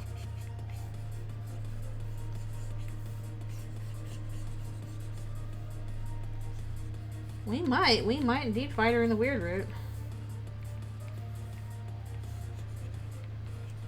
It is a possibility. That's what you get from shutting her out of the story. With an actual axe. Oh no. I don't think Chris's knife's gonna do well in that sense. I think Susie has the advantage there.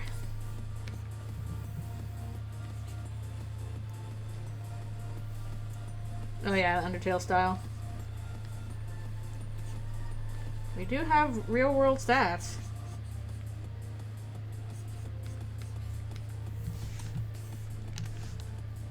I guess we'll find out.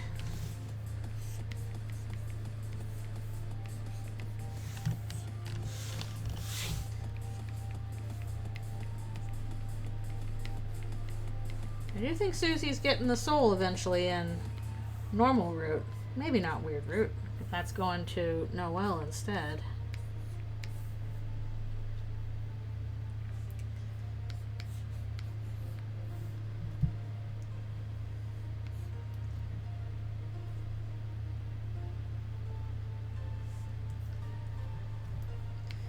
Yeah, that is something that's on my mind. I'm like, we might not get a special boss battle if the weird route is not like a reward. Because it's like the reward thing for No Mercy is like, oh, you get these cool boss fights that you don't get otherwise.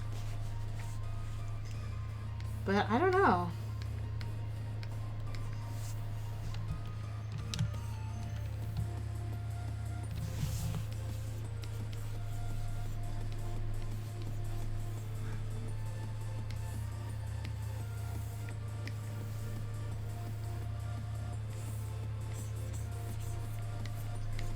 I definitely don't think that, like, the weird root is going to, like, operate the same way as No Mercy.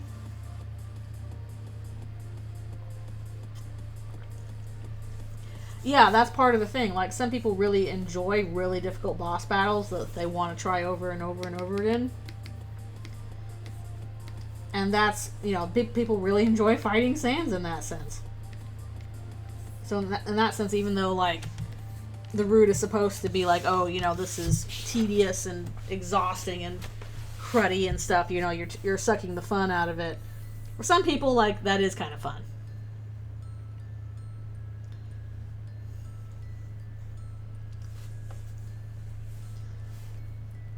Yeah. I know I would not enjoy trying to beat Susie.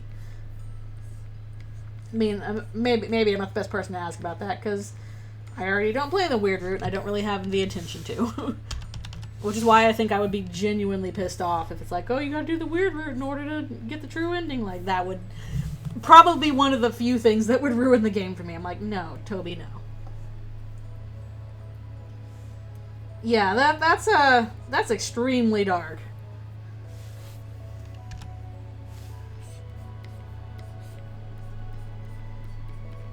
I don't know if I could bear that at all.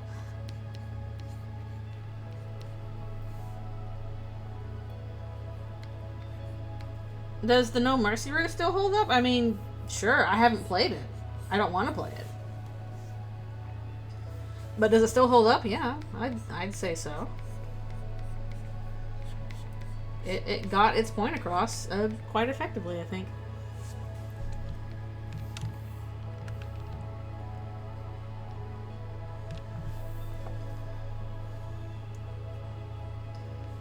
I do like the music for both of those fights. The songs for those are both, you know, extremely cool. But yeah, I've never played the No Mercy route or the weird route, and I don't really want to. That just is not the idea of fun for me. If that is the idea of fun for you, cool. Yeah, I imagine that those fights are like why you play it, because they're fun fights. They're not fun enough for me to, like, give that a shot, because, like, something that I don't necessarily have fun with in video games is, like, you are stuck at a boss fight. You gotta do it over and over and over and over again until, you know, you finally learn it. That's not a super appealing thing for me. Like, if I get stuck at a boss after, like, you know, say, I don't know, 6 or 7 tries or something like that, the fun starts getting sucked out for me. And I know with those particular boss fights, I would have to, like, do them over and over and over and over again until I got the muscle memory down.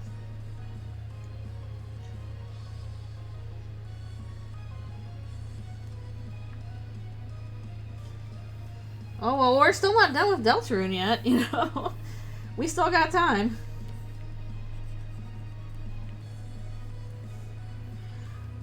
What was the brass boss again? I'm trying to remember.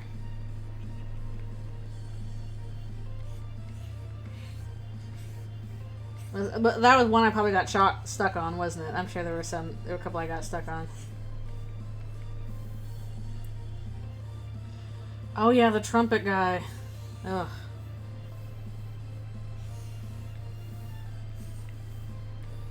Really hard to draw the mouth from underneath. Oh, doodle time, doodle time. Alrighty, another doodle time.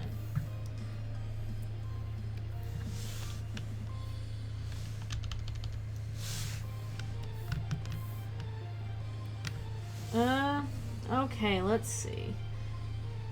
In the thing.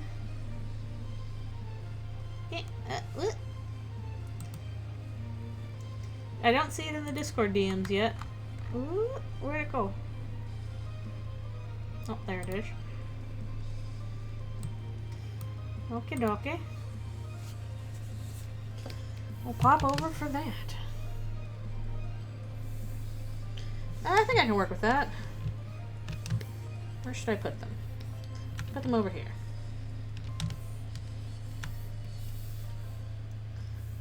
Back to my regular pen. I put them wherever. I'm not thinking that hard about that.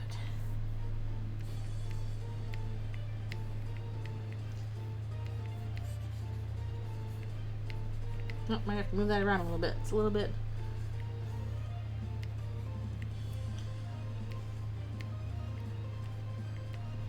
a little bit like that. Cute character, though.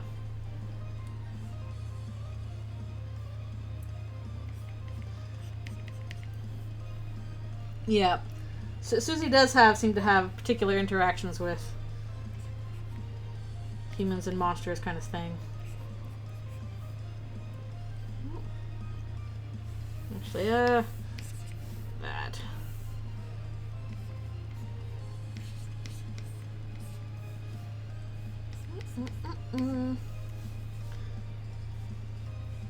That's supposed to be a revolver? Okay. It's gonna just be an awkward gun, I think. Guns are always one of my weak spots.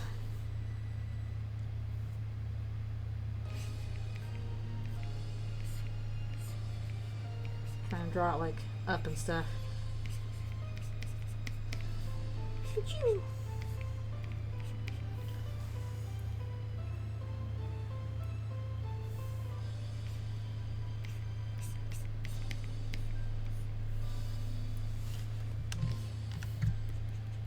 She looks like a character from the 70s.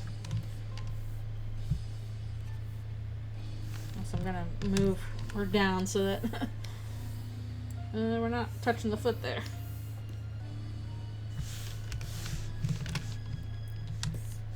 Makes me want to go rewatch Angel's Revenge. The big bell bottoms.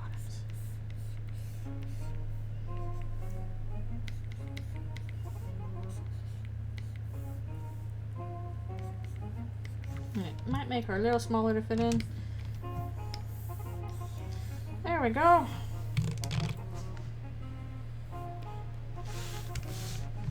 Add to the Pantheon. We're slowly filling out the page. Well, thank you for adding to the page some more. Thank you. Stronger monsters, yeah.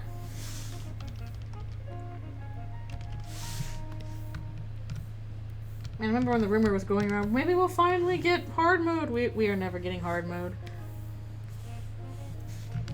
The page is over halfway. Hello, thank you for coming.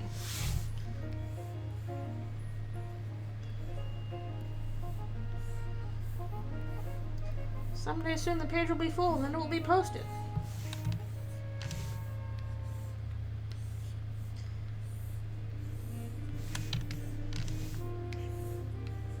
Grief, I can't believe we're still on like a 3 here. Also, when do I take my break again? I forgot. I need to keep better track of that. We could do another of Solano's crew members as well. Remember all their names.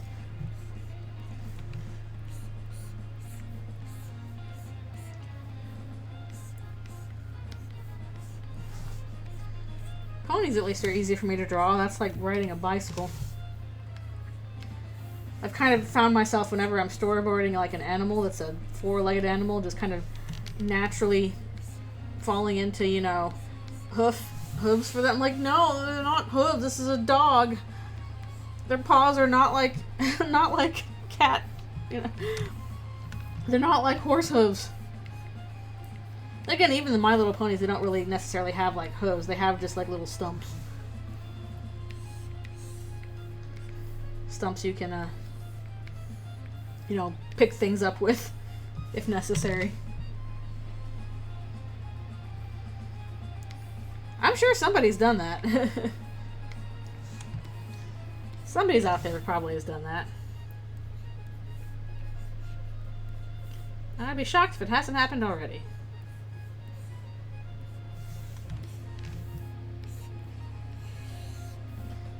Chris still has the same problem, but now they are a monster instead of human.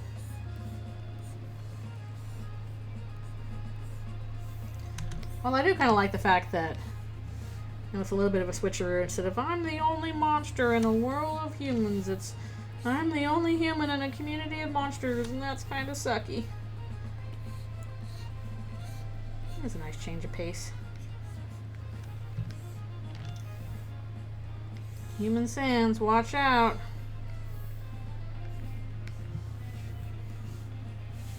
Susie stays exactly the same. Because she's still half human. What? The problem with like all the human sands and papyruses is they make him too hot. They make him like an anime boy. And I'm like, no, this is like a schlubby middle-aged guy. He needs to be fat. He needs to have facial hair. He needs to like have sleepy eyes and a round face.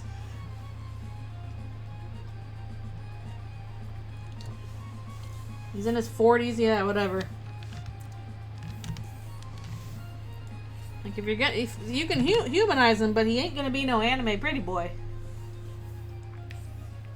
I mean, we don't know how old he is, but yeah, I could see him being in his 40s. He's certainly an adult. Yeah, he's a chuddy New York manlet. Brooklyn guy. Yes, there are human sands and human papyrus in ER. Have you not seen them? I'll go pull that up.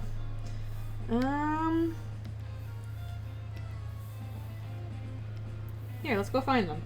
I have character art of them. Boop, here they are. Also Alphys. Human sands, human papyrus. This is them in Eldritchrune.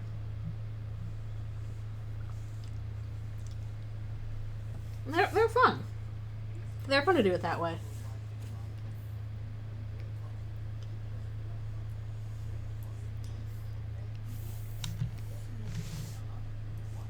Suave, not shave, yes.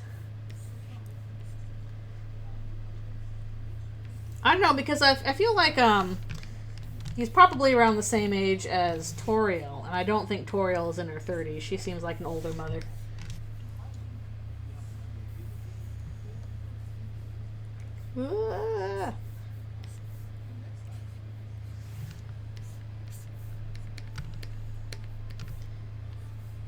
Yeah, just make him chubby and obnoxious.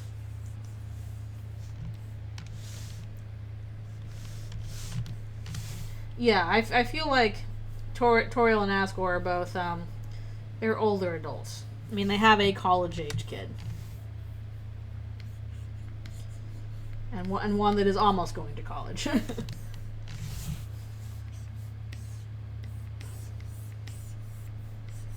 My parents were, you know, like, in their 40s when their kids were in college, so. That is probably going to be the case here. Oh yeah, in general.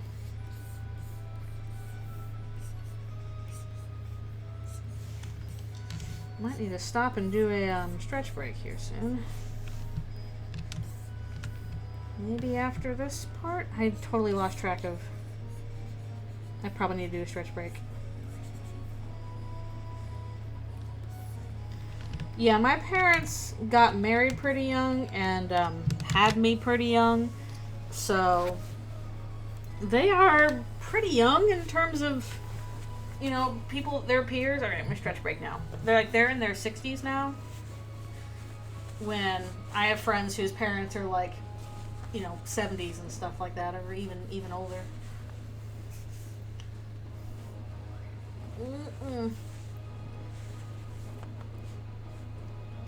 Chubby freakazoid. Freakazoid. Freakazoid. Da da da da da da. Freakazoid. Freakazoid. I don't remember the rest of the theme song. I mostly remember the "Go away! We were having a good time until you showed up! Get some coffee with cream or something!" Yeah, I'm an oldie fart. Because let me tell you something. This is a happy place. Hey, Freakazoid, want to get a mint?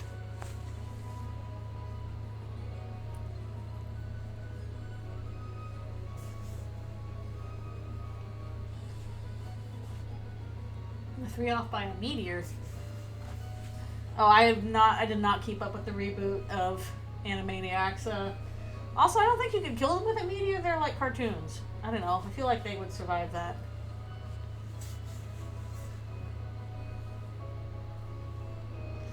We all know the one thing that kills cartoons is the dip. Why would you want... They're just cartoons. They don't need to die.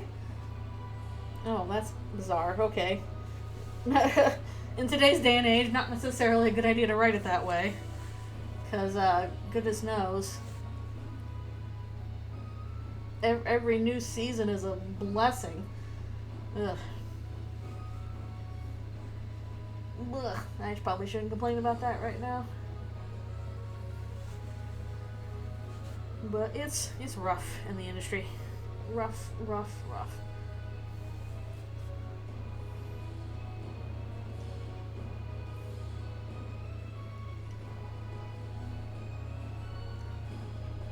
Yeah, Sam's just wearing his big jacket everywhere.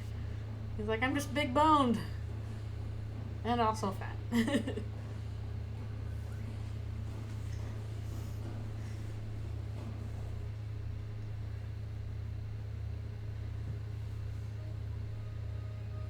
Yeah, that happens to me too. That happens to me too often. Because I'm like, wait a minute, how do we get here? Hold on a second.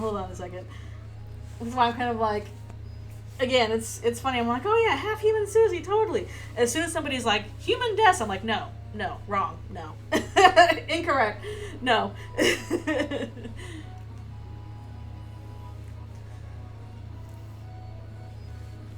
Which sounds silly, but that's how I think.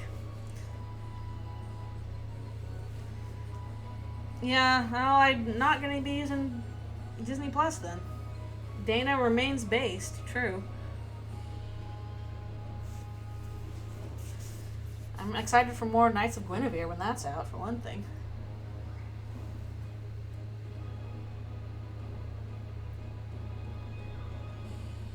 The pilot of Knights of Guinevere is out.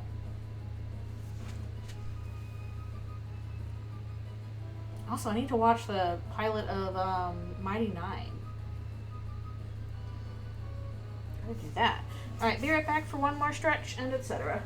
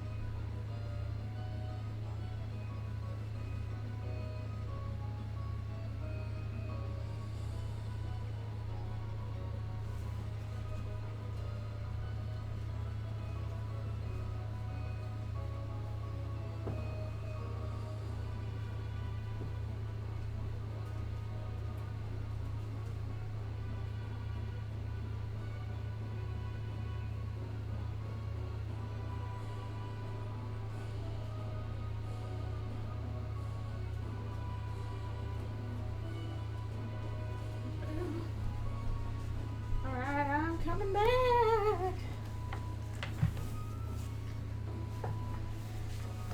Yep. Well, also in terms of like indie animation, that can't be the only way to do things. Like, indie animation is helpful, but you can't depend on that alone the same way you can't depend on indie games alone. The truth is that things like animation and video games and stuff like that, movies, like, they require massive teams in order to do them in any kind of timely manner. You really need stuff that has a lot of money behind it. Like, indie stuff is good, but that can't be the whole of the market. It really cannot. If that was the whole of the market, it would collapse.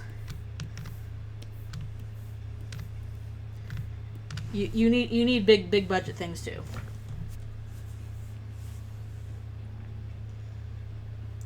Can't grow muscles. Yeah, we'll see what's going on with Papyrus. If Sans is also half human, then whoop, get that. And that leaves a lot of possibilities for Papyrus. I know. Where's our Papyrus? I'm pretty sure we're gonna see him in chapter 5. I think he is gonna show up in chapter 5. Same time Asriel does. Yeah, you need time and money to do a lot of stuff. But I especially think, like, in regards to, you know, oh, is this or that character human or half human? Like, you have to keep in mind that it is really important for Chris that they grew up as the only human in town. I don't think it would work the way it does if... I don't think Chris... Oh, sorry. Alright, I'll wait till the ads are done. Be gone, ads. Man, I still need to get ads to work, like, while I'm stretching. That was the ideal, was to do it while I'm stretching. And then we're both taking a break. It's a little easier to have them on automatic. Alas and alack.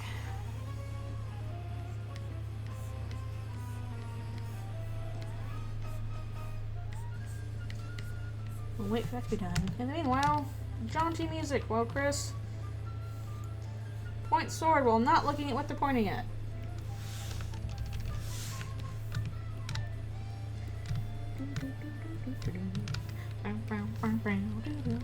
The ads good. Everybody on my ads. I'm just singing along with this now. Makes no sense. No. Make sure we do some special lines.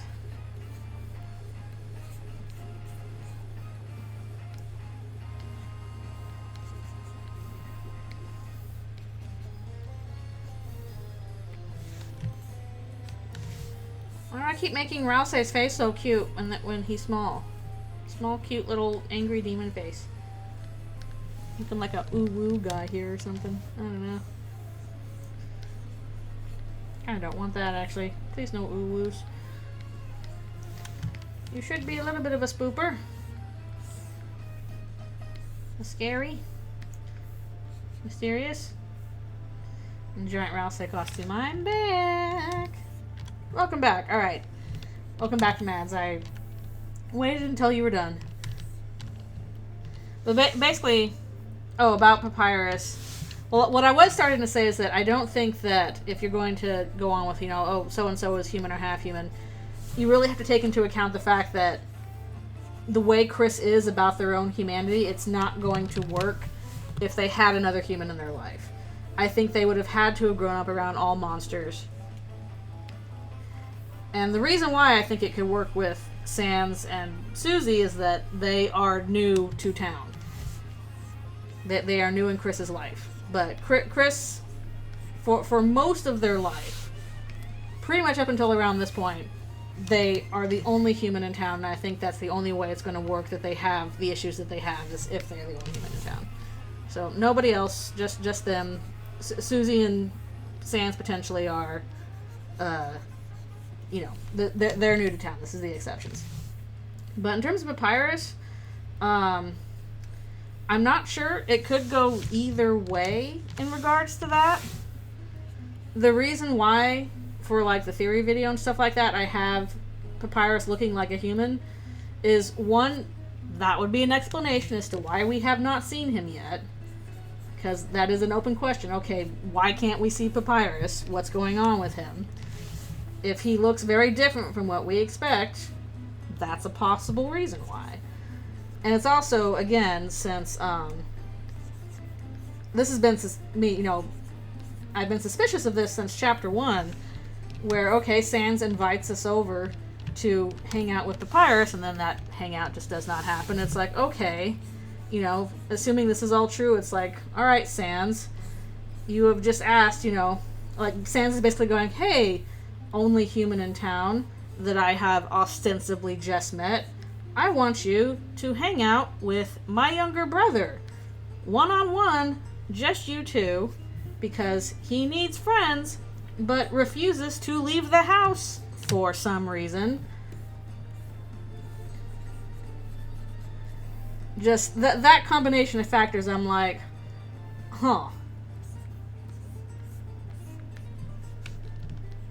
No, I think we'll see Papyrus. I think we will. The reason why I think he's going to be in costume in Chapter 5 is because that will keep hiding his appearance. I think we'll see him.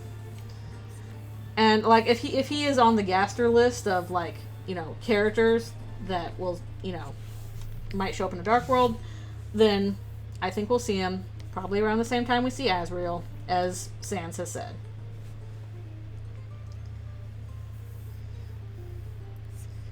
Like, I won't be heartbroken if we never see Papyrus. I'll be kind of like, aw. I won't be heartbroken, but I do think we are going to see him.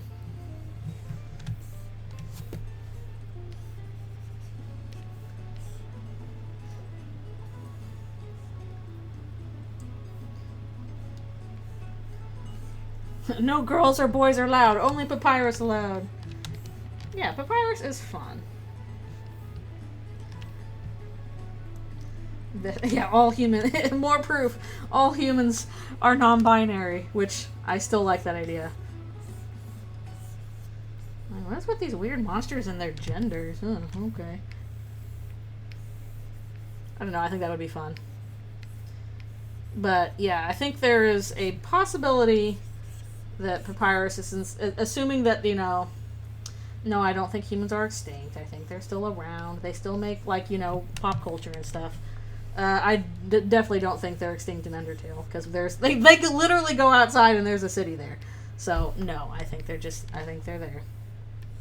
I think it would lose meaning if there were no humans there.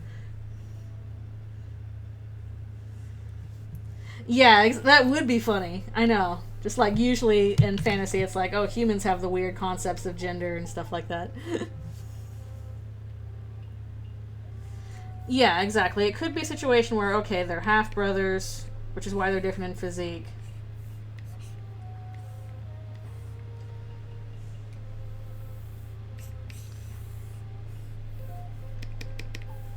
But the main reason why I'm like, okay, you know, Sans could be half human and maybe Papyrus is, but also looks different. Again, could be an explanation for why haven't we seen Papyrus yet? Because I really don't think he's the Knight, and I don't think he's the Forgotten Man. So why are we keeping his identity a secret? And it might not be that. It could very well be for other reasons we have not yet conceived.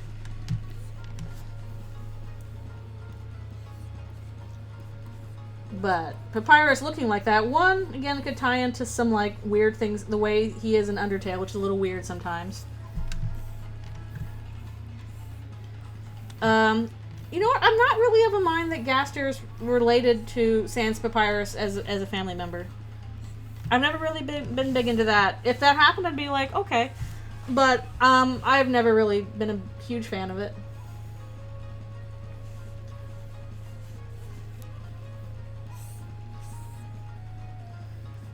I don't know why.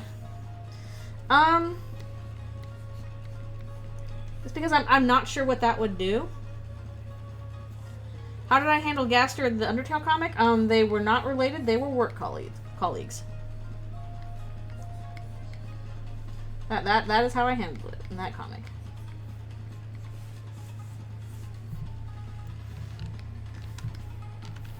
Yeah, he was just another skeleton.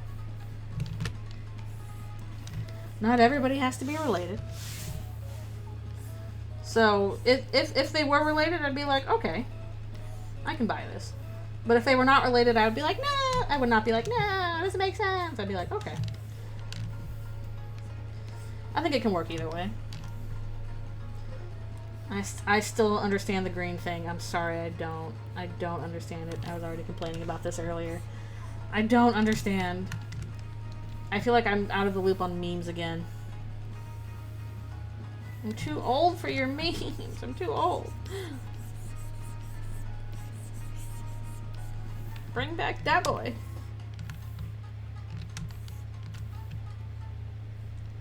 I do like this panel. We're charge. I know, I missed that boy. Oh shit, what up? Also, yeah, they have, well, We do know they have that boy in Eldritchrune with like, she's busting out the vintage memes. Little buddy, a frog on a unicycle. Good times. Planking, I never quite understood planking even when it was big. Oh, yep. Gaster's like, I heard you talking about me. I heard you talking shit about me. I'm gonna play my music at you threateningly. Anyways, yeah, is Gaster their father or their brother? I don't think so, but I wouldn't be mad if that happened, so I guess we'll see.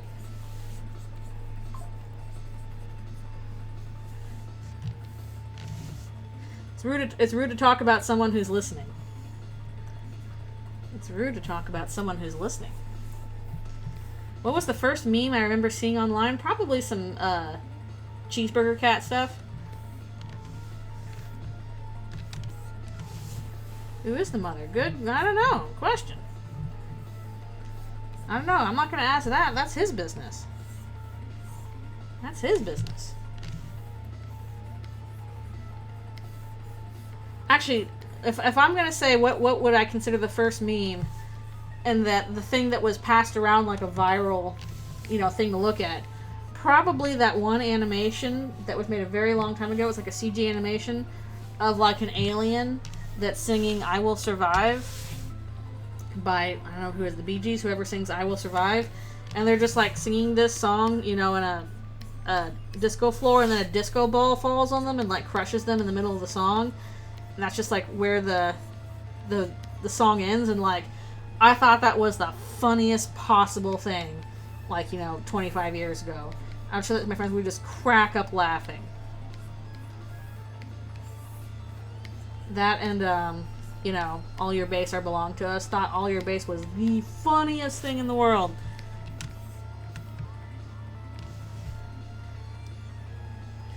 Yeah, that's where Sans got his New York accent from the human.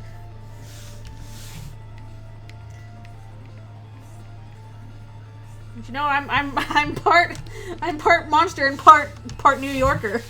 Don't you mean part human? Nope. I mean part New Yorker. It's not the same.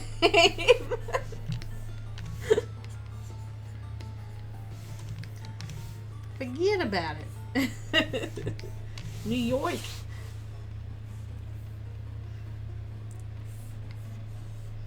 As we all know, New Yorker is passed on through genetics.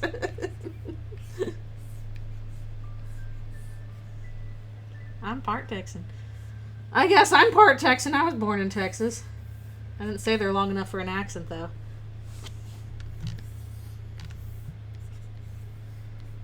Absolutely British. I don't know. I like Shay's G-Man voice for him. Just very unsettling and creepy.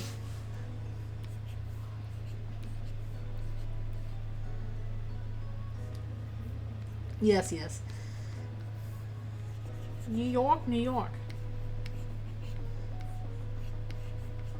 I come from New York.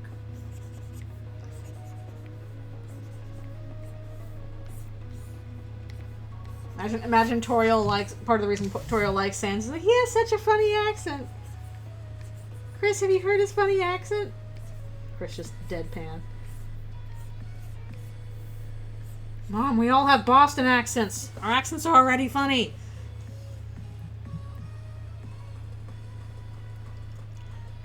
A bit of a Texan accent? Must be. I must not be able to hear it. Unique New York. You need unique New York. You need unique New York. Oh, that is a difficult tongue twister. That one Boston fisherman.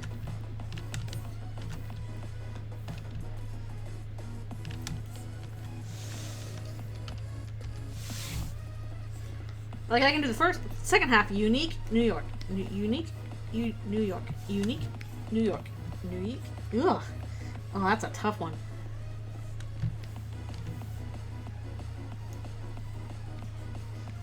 So he's like, I'm gonna bite it. Yum, yum, yum, yum, yum.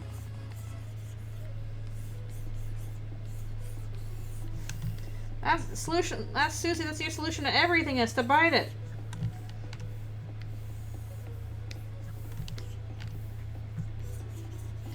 It's her little chew toy. True. Yeah, it's all like, you know, mirror metal. Very difficult to eat, so.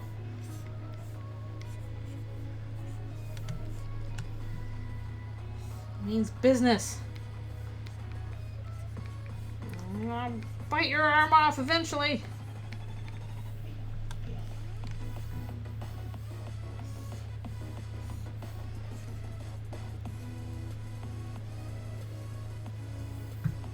I'll do some special lines here. So.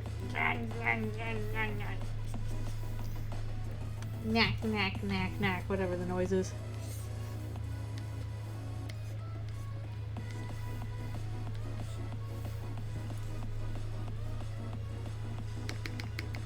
No, she needs her sharp teeth. She needs her sharp teeth.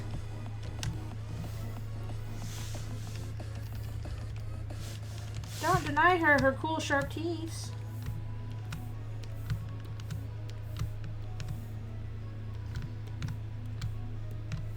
Her cool and her horrible and very cool teeth. No one else says so.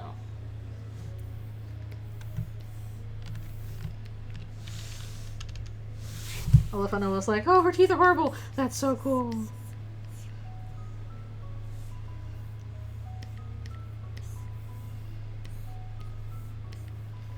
And technically, most things have both sharp teeth and stubby molars. You need the sharpness for the bites, and you need the molar for the chew.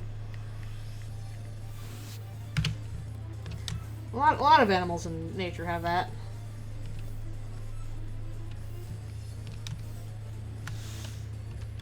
Yeah. Lancer's like, I want to be cool like you.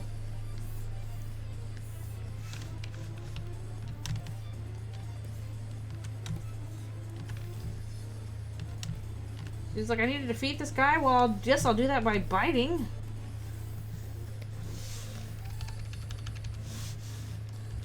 Surely if you just bite your way through mirror, you can just eat it piece by piece, Susie. That's very doable. Extremely logical.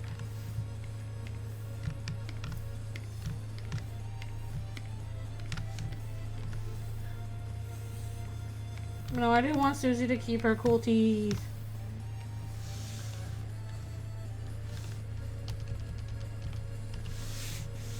Yeah, that would actually probably chewing on glass would hurt quite a bit, so we don't want that. Susie, don't chew on glass. That'll hurt.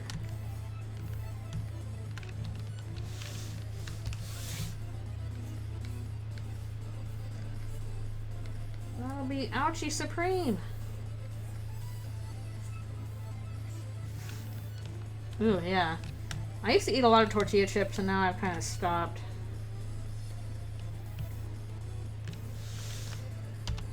Well, she doesn't want to eat the Eldritch Prophecy glass. She wants to punch it in the face. Susie, punch!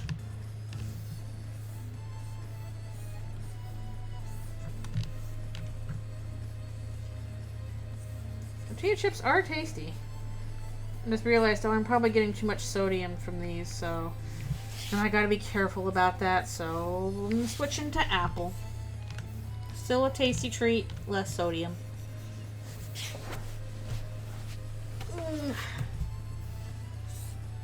But I do like me some chips.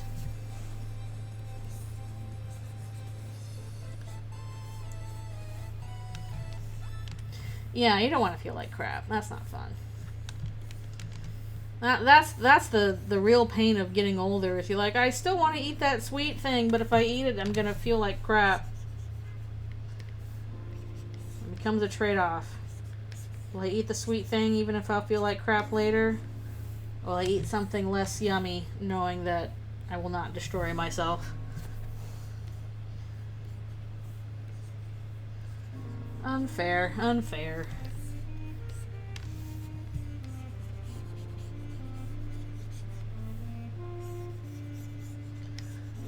much like sun chips. I like Fritos, even though I hardly ever have them because they're not the healthiest. No. My lines.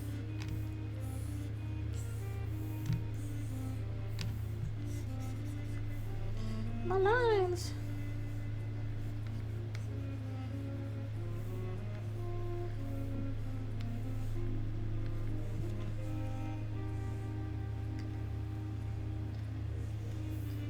Pirates, what do you mean skeletons are soft?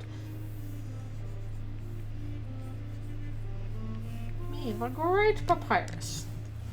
Papyrus is extremely warm and soft. Papyrus, he smells like the moon.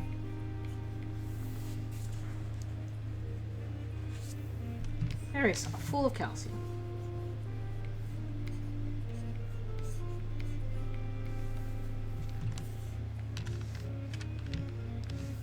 Also, Papyrus, how do you know what the moon smells like?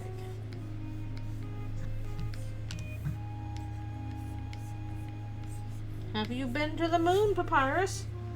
Doesn't the moon smell like burnt gunpowder, does it? I thought space smelled like that.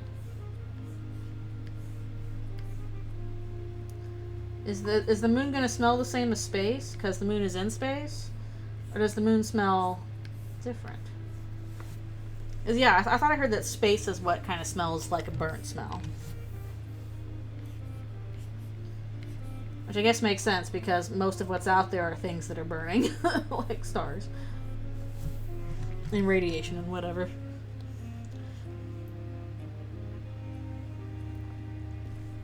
Things giving off energy. But no, does that include the moon?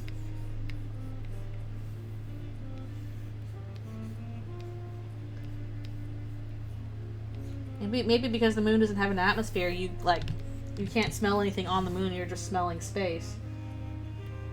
Also, I don't know how they're smelling things in space anyway without taking off their helmets, but I'm sure they figured it out somehow. Don't take off your helmet in space, don't do it! I guess you can do it for maybe a very brief amount of time. I don't know. I don't know enough about space. Probably shouldn't do it. It's a pressure change.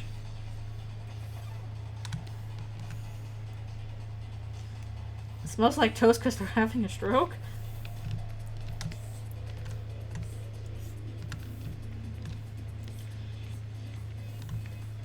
I kind of feel like it makes more sense that space smells like it's burning because there are burning things in space. Exactly, instant... Okay, instant death on body scenario, yeah. No, I think you can get by okay with a lack of oxygen. What I'm wondering is the change in air pressure. Is there a way to safely depressurize enough to, get a minute of the vacuum before you definitely have to, get oxygen and pressure again? Yeah, I actually think the bigger issue is probably pressure. Temperature, you're still putting out a bit of heat yourself, so even if the space is cold, there's heat on you that's going out. But the pressure change can get you very quickly. You need that for your structural integrity.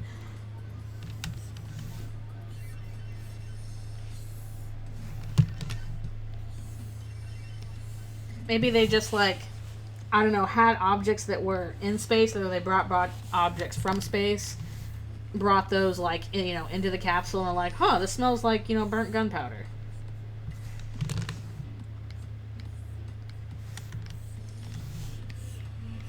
Rather than somebody taking off their helmet very quickly to smell space.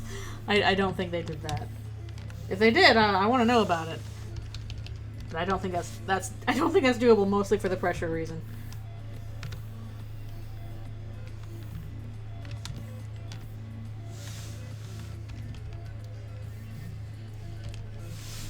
And even then, the way I mostly see it portrayed is you instantly flash freeze when exposed to space, and I don't think that's correct either.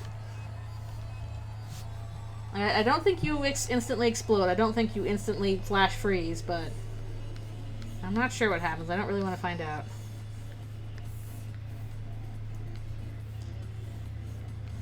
Somebody else can find out what happens when you're exposed to that vacuum in space, not me.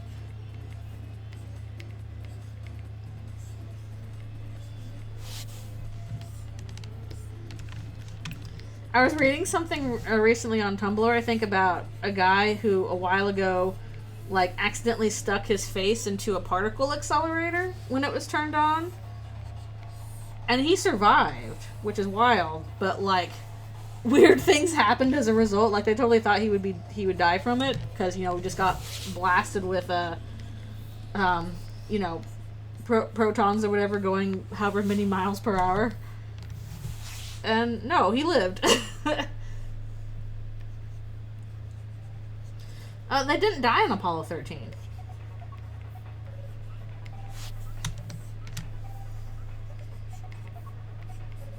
They never did get to land on the moon.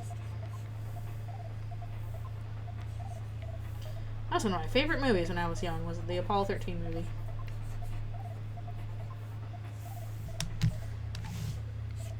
A lot of things went wrong, but they did not die. They did make it back okay.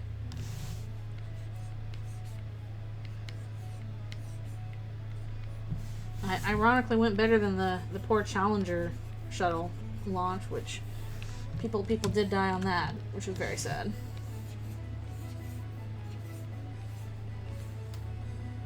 Oh, I might need to stop and take my last break soon. How close am I to finishing? Oh, I'm almost done. I'll do it after I finish this one with Birdly.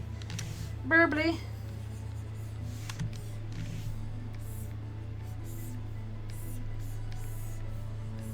He's like, I'll peck it to death. This will surely work.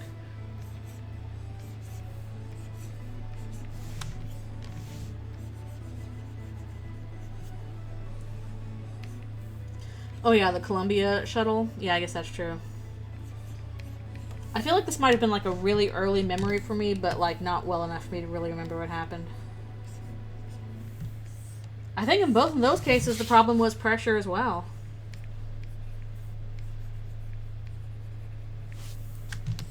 Pressure is scary stuff, man. When you think about it.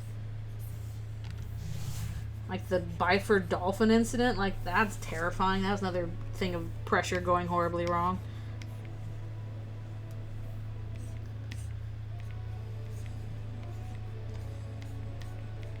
You think flash freezing will get you? No, it's the bends. Deadly bends will get you.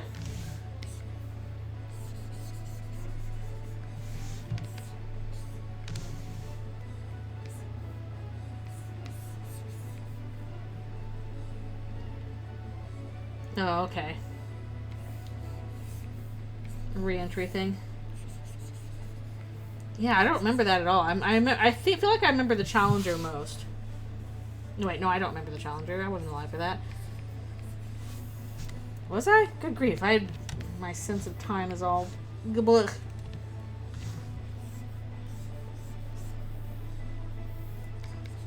All gablech.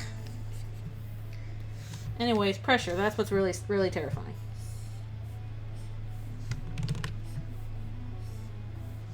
That's the lesson we've learned today, kids.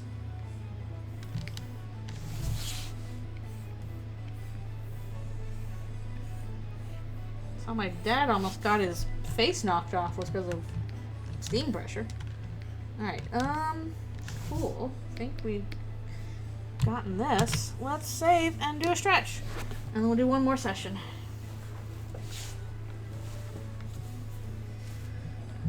I haven't gotten that far. I was thinking I was getting farther, but I've only gotten through 3 pages today.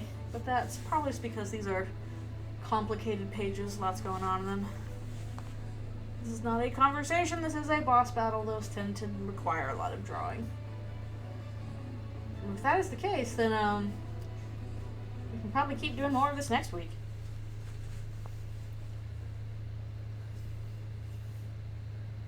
Drawings.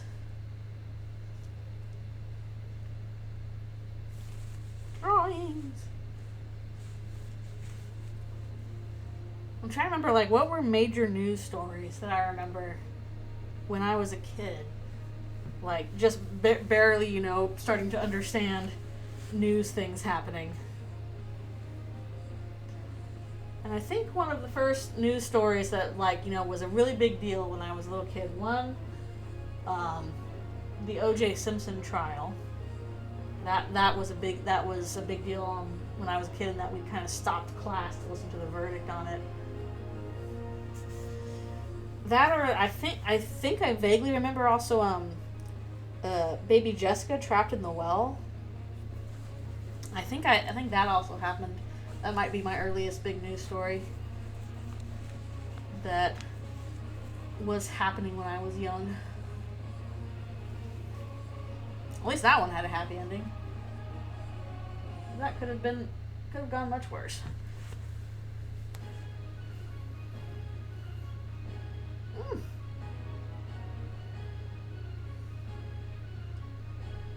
But we'll stretch, and then we'll do one more session.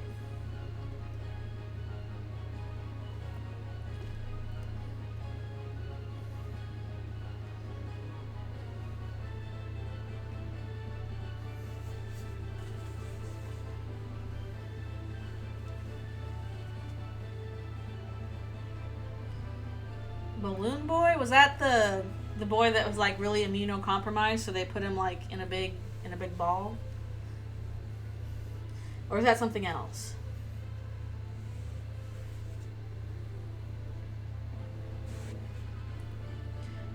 Yeah, Mock and W, I do remember that.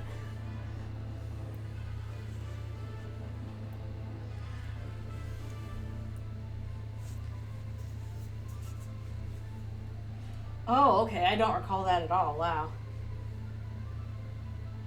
They faked it. Oh. I guess there's always been that, you know, make up a story for attention from the news deal going on. Unfortunately, probably easier to do that nowadays than ever. 2010? Okay, I don't remember that. Alright, be right back for one more stretch and all that.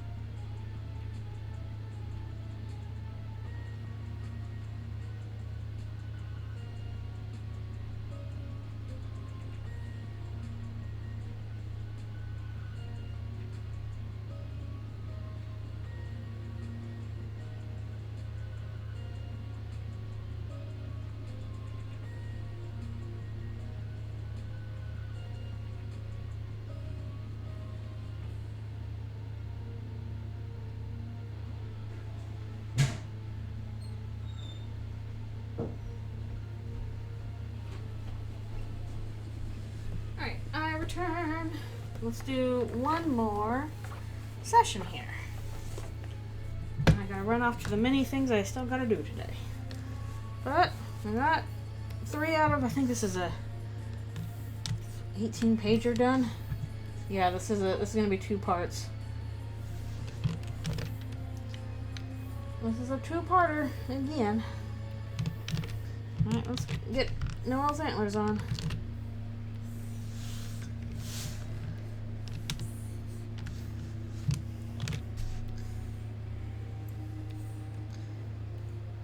Tenna's like, oh my goodness, there's violence on TV. And by that I mean me.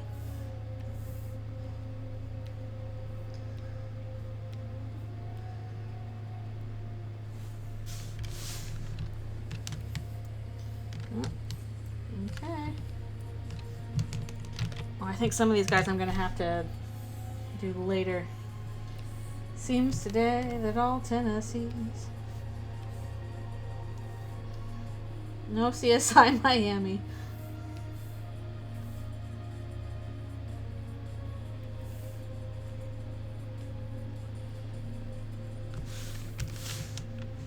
Susie's like, hell yeah, snack break! I'm gonna have to draw all these guys. Ah.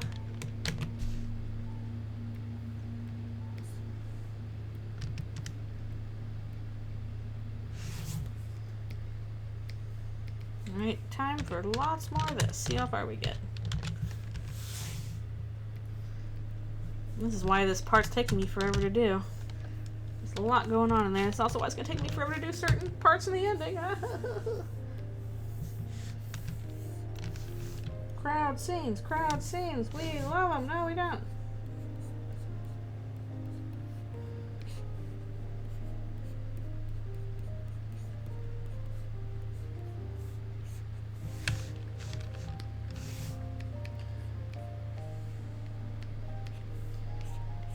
I still can't see what's going on, so it's like, are we winning? I hope so.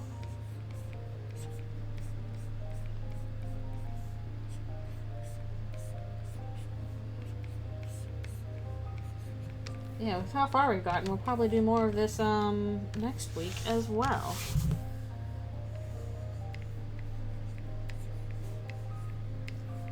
Give me a little time to build some stuff up for work on the ending as well, because there's always more to do there.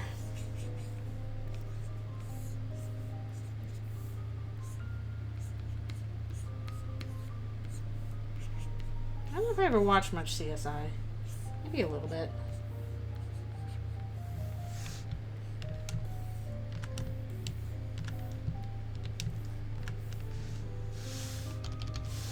I think it was the original one, not the Miami one. Yeah!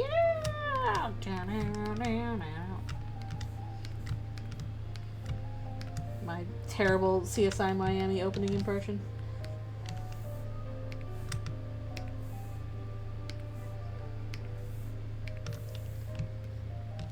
I'm gonna take out all these Florida guys. Florida mans.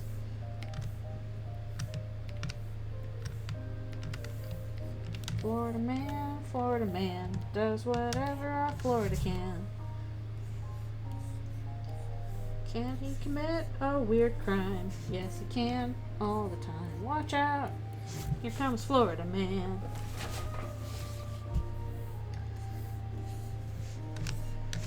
Made that up for you. Yeah, I wonder if part of the issue is people like see CSI. It's like, oh wow, we have that technology in real life, and no, we don't. We made that up for the thing.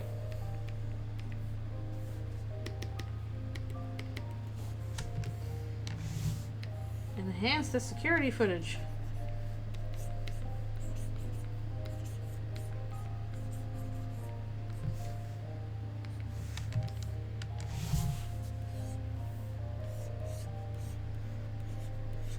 Susie's doing her best.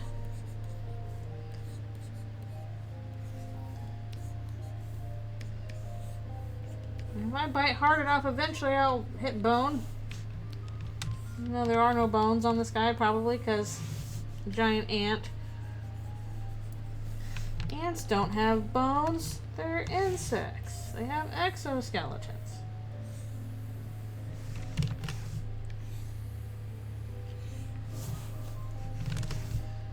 What do you think would be more horrifying? Would it be more horrifying if you were like an ant used to not having bones and then you became a creature that had bones? Or would it be more horrifying being like a creature that did have bones like a human and then you're turned into a bug or an ant where you don't have bones? I suppose I should read Franz Kafka's Metamorphosis and find out.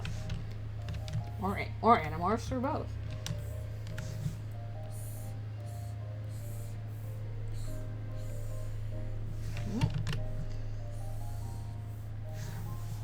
Oh my goodness, how much of this did I do in wrong lines? All of it! All of it! All of it! Okay, I might as well just switch them then. Switch! I'm relabeling you! deal with it.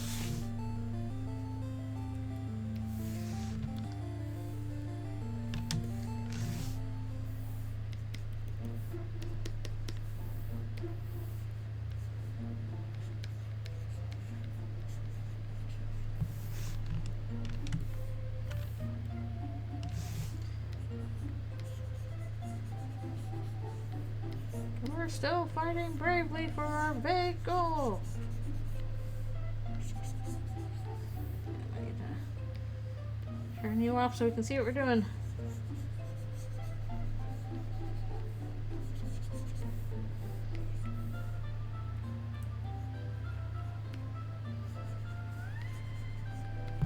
And then I keep this.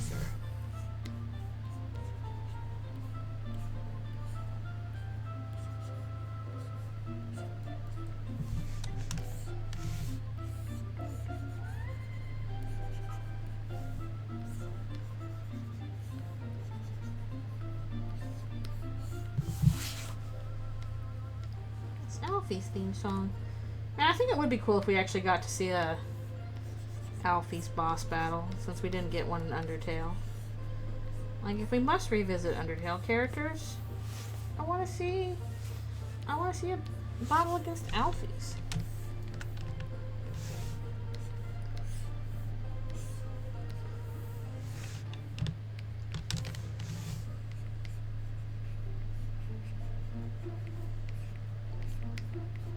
I don't know how she would fight, but it would be interesting to see.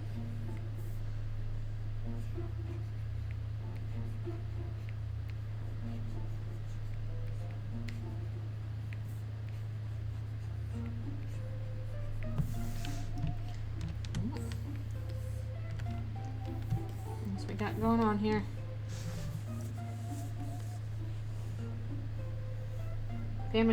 Battle was machines and DT injection.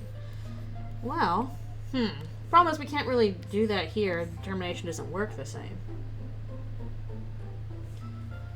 Yeah, I know there's an Alfie's Neo. I guess in that sense it would have to be like machines focused. That is true. That is true. Like, she basically kind of has the same bullet patterns as Mettaton. Or else he inherited her, he inherited her bullets. Yeah, it's just kind of have like electricity focus. So maybe if there was something like that in Deltarune, it would just have to kind of be like an electricity focus thing. Ironically, I feel like that is where actually a purple soul mold would come in. It's like, you know, staying on the lines. You could apply that with electricity. Rather than spiders.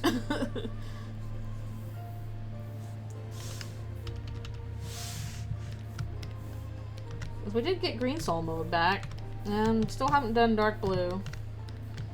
Don't know if we'll ever do you know, cyan and orange. Sadly, be nice, be cool.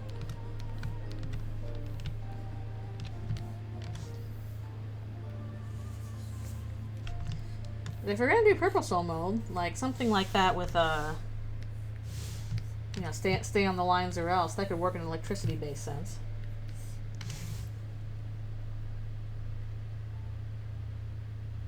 Oh dang. Ooh.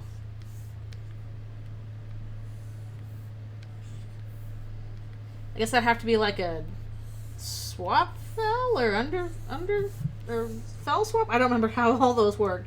But yeah, if she has electricity based powers, that could be dangerous in Waterfall.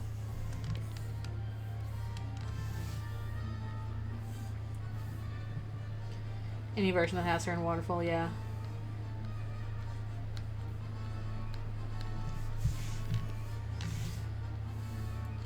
Well, yeah, most swaps put her in Undyne's place.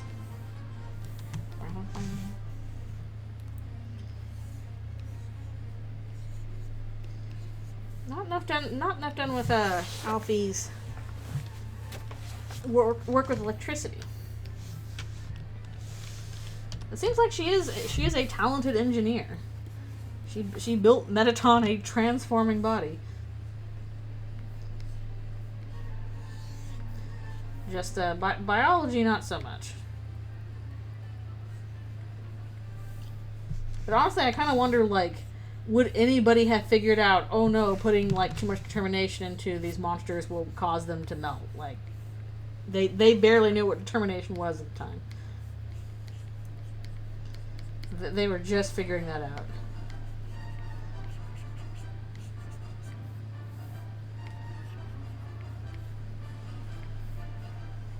Like, Alfie blames herself so much for what happened there, but I'm like, would anybody else have done differently? Lost her passion for this. Yeah.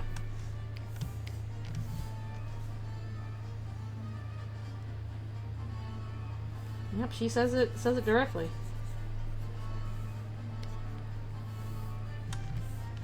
True, true. The theme of yeah. I'm a scientist. That means I understand all sciences, including biology. Oh no, I don't at all. Oh no. Not so soft a science now, huh?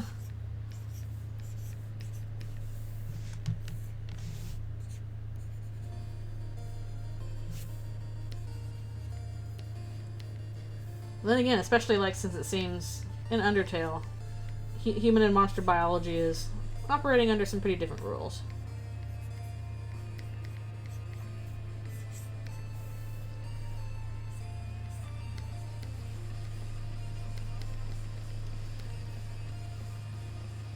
He peck.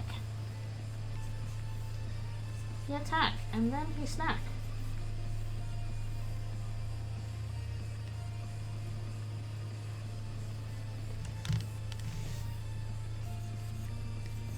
I know people like this part when it's out, because it's definitely taken a while to get through.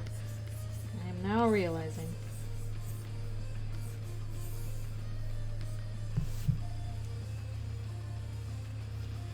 I'm not sure if it's an allusion to power or not.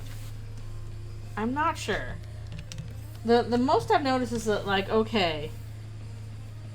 Again, one of the reasons why I think this could be a, Susie is unique for being able to bleed thing is that, like, all our three main characters have certain things about them, certain, like, ideas, concepts, illusions that come up a lot and that are seeming to be important to their characters. For Chris, that is apples and demons or devils. That comes up a lot with them. I think that's going to be those concepts are going to be extremely important to them in the future and will come out in some way. For Noelle, those concepts are snow, which obvious at this point, and angels. I don't think that Noelle is literally the angel, but there is something going on with her and angels that it's going to come up in the future. There's something important regarding the fact that, angels keep getting mentioned in context with her. And for Susie, the two concepts that come up with her a whole lot are dragons and blood.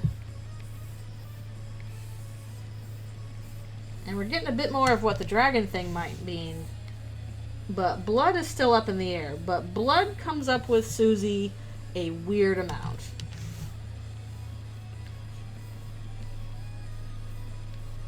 And I think that, like all the other things I mentioned, that is going to be relevant to her character in the future. Not gonna draw those dang egg sac things again.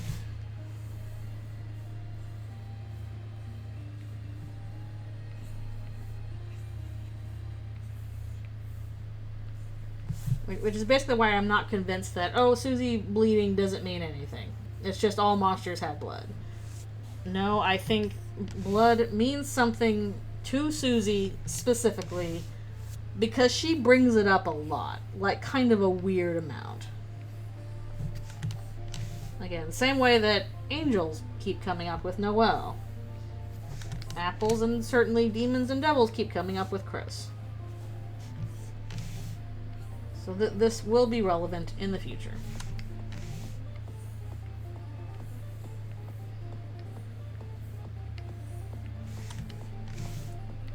And we shall see eventually how that goes.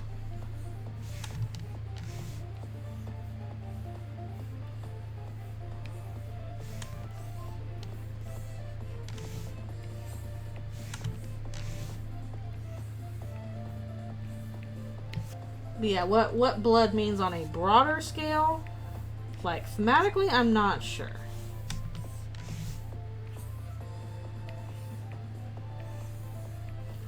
It means something, because it has come up quite a bit.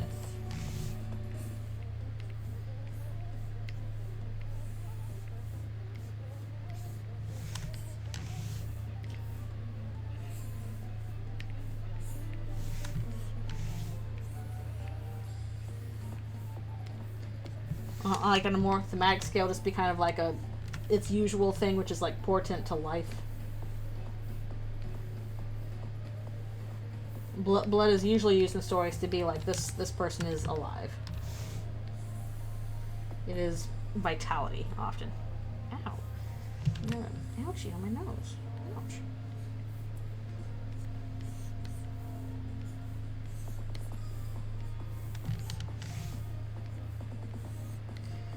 Your lifeblood and all that.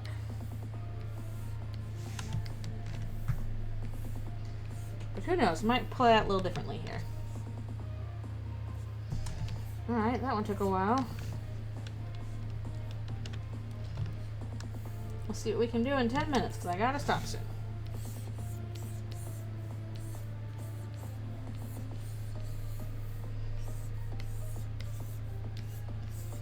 You see Susie's still chewing away.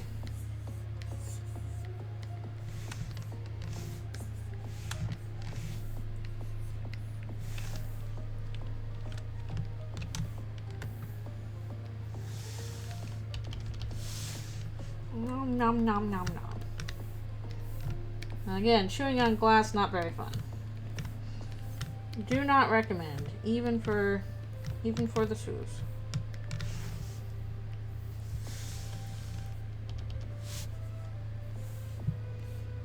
That's why she's like, oh my goodness, actual things to chew on, hooray! Immediate distraction. Whoa, I'm so distracted right now.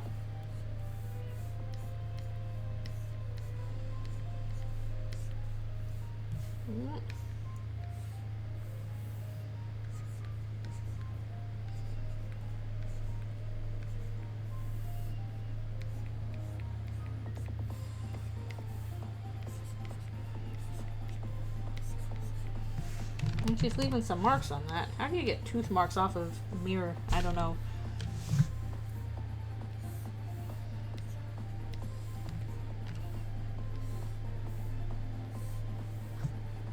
Tooths. Tooth Fairy will never visit Susie. She's too scary. What was that pumpkin? That was scary. Just kidding. That was mine.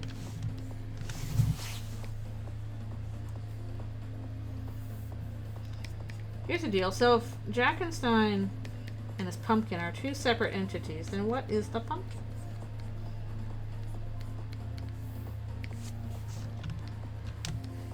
Is it another Halloween decoration he just kind of has as a pet?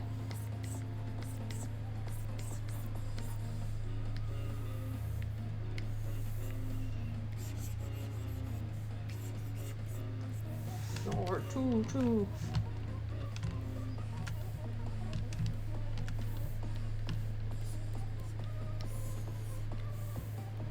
What was that? What pumpkin? Oh, no. Oh no. Jack's pumpkin got disappearified to, the Earth Sea or whatever. It's Jackenstein's monster. What? There we go, that's appropriate. I somehow had no clue about this until I discovered it on my own, that you can go back up to, like, where you fight, almost where you go down to fight Jackenstein, and, like, the pumpkin is there, and you can either, like, tell it a story, and it's like, you're taking too long, and leave, or else, like, you can tell it a joke, and it, like, laughs before you finish the joke. I didn't know this, and I was like, oh, there it is!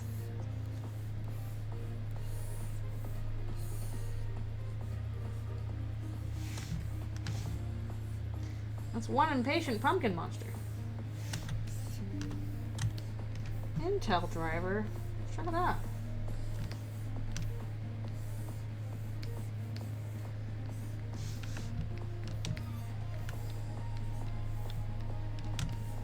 Now, I look back at when I was first trying the Jackenstein battle, I did not pick up on that one board area where you're supposed to go through the chimney instead of out the front door, and he would just attack me and kill me a bunch. And I forgot. I want to draw all those guys right now. For our last thing, we'll draw a Happy Susie looking like, oh boy, snacks. Snack time. Snack time's best time.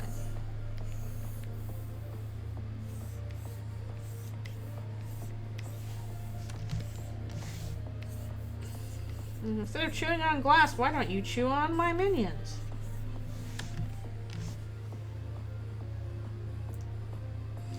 Yeah, I was definitely one of the people that fell for him first time. I struggled with that battle. You figured it out because you're smart.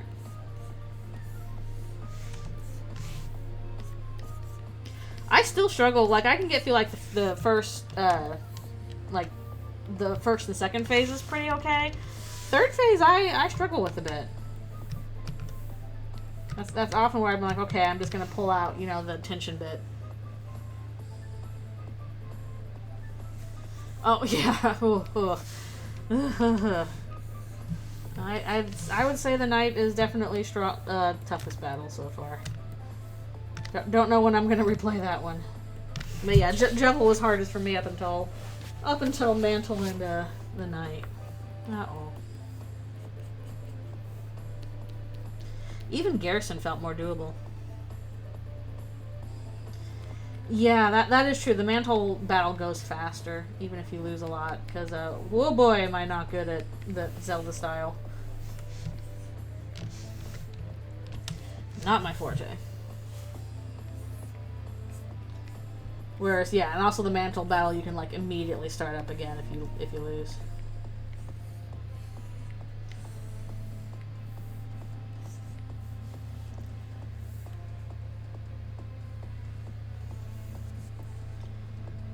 Yeah.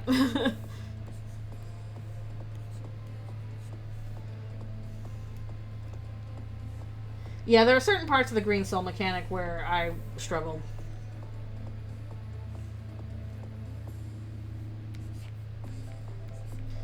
Maybe. I would definitely say that Spam to Neo is the easiest secret boss so far. Like, that one I can usually do in one try now at this point. Like, he's difficult, but he's doable for, you know, a dum-dum like me.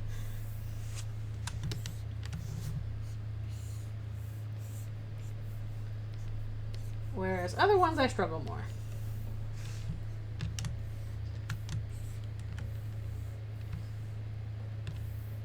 It was just like, whoa, is that snacks? For me? Alright, we'll finish up this panel and then it'll be time for doneness, I think. If you guys want, we can peek ahead at anything or wait until next time. Susie just nom nom nom nom.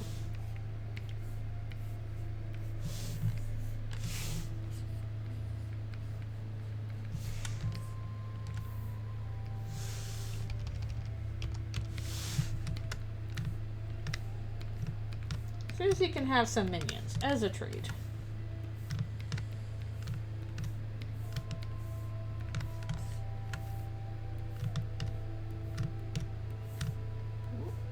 We're almost done for today.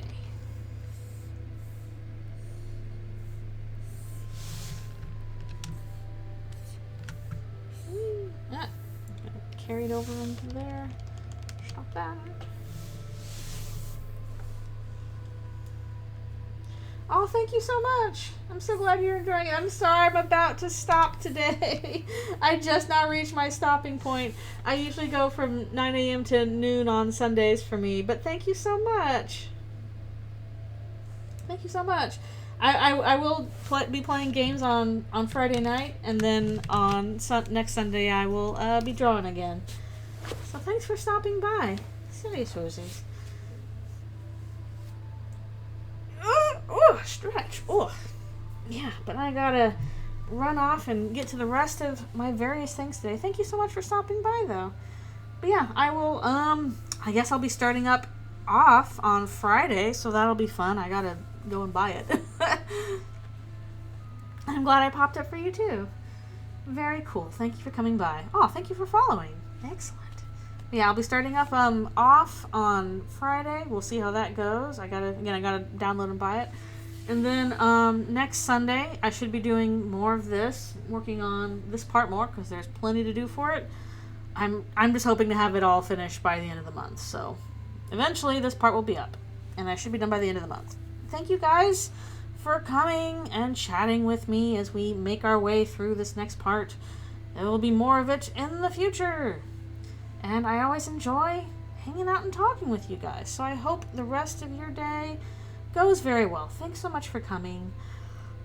And yeah, I will see you guys next time.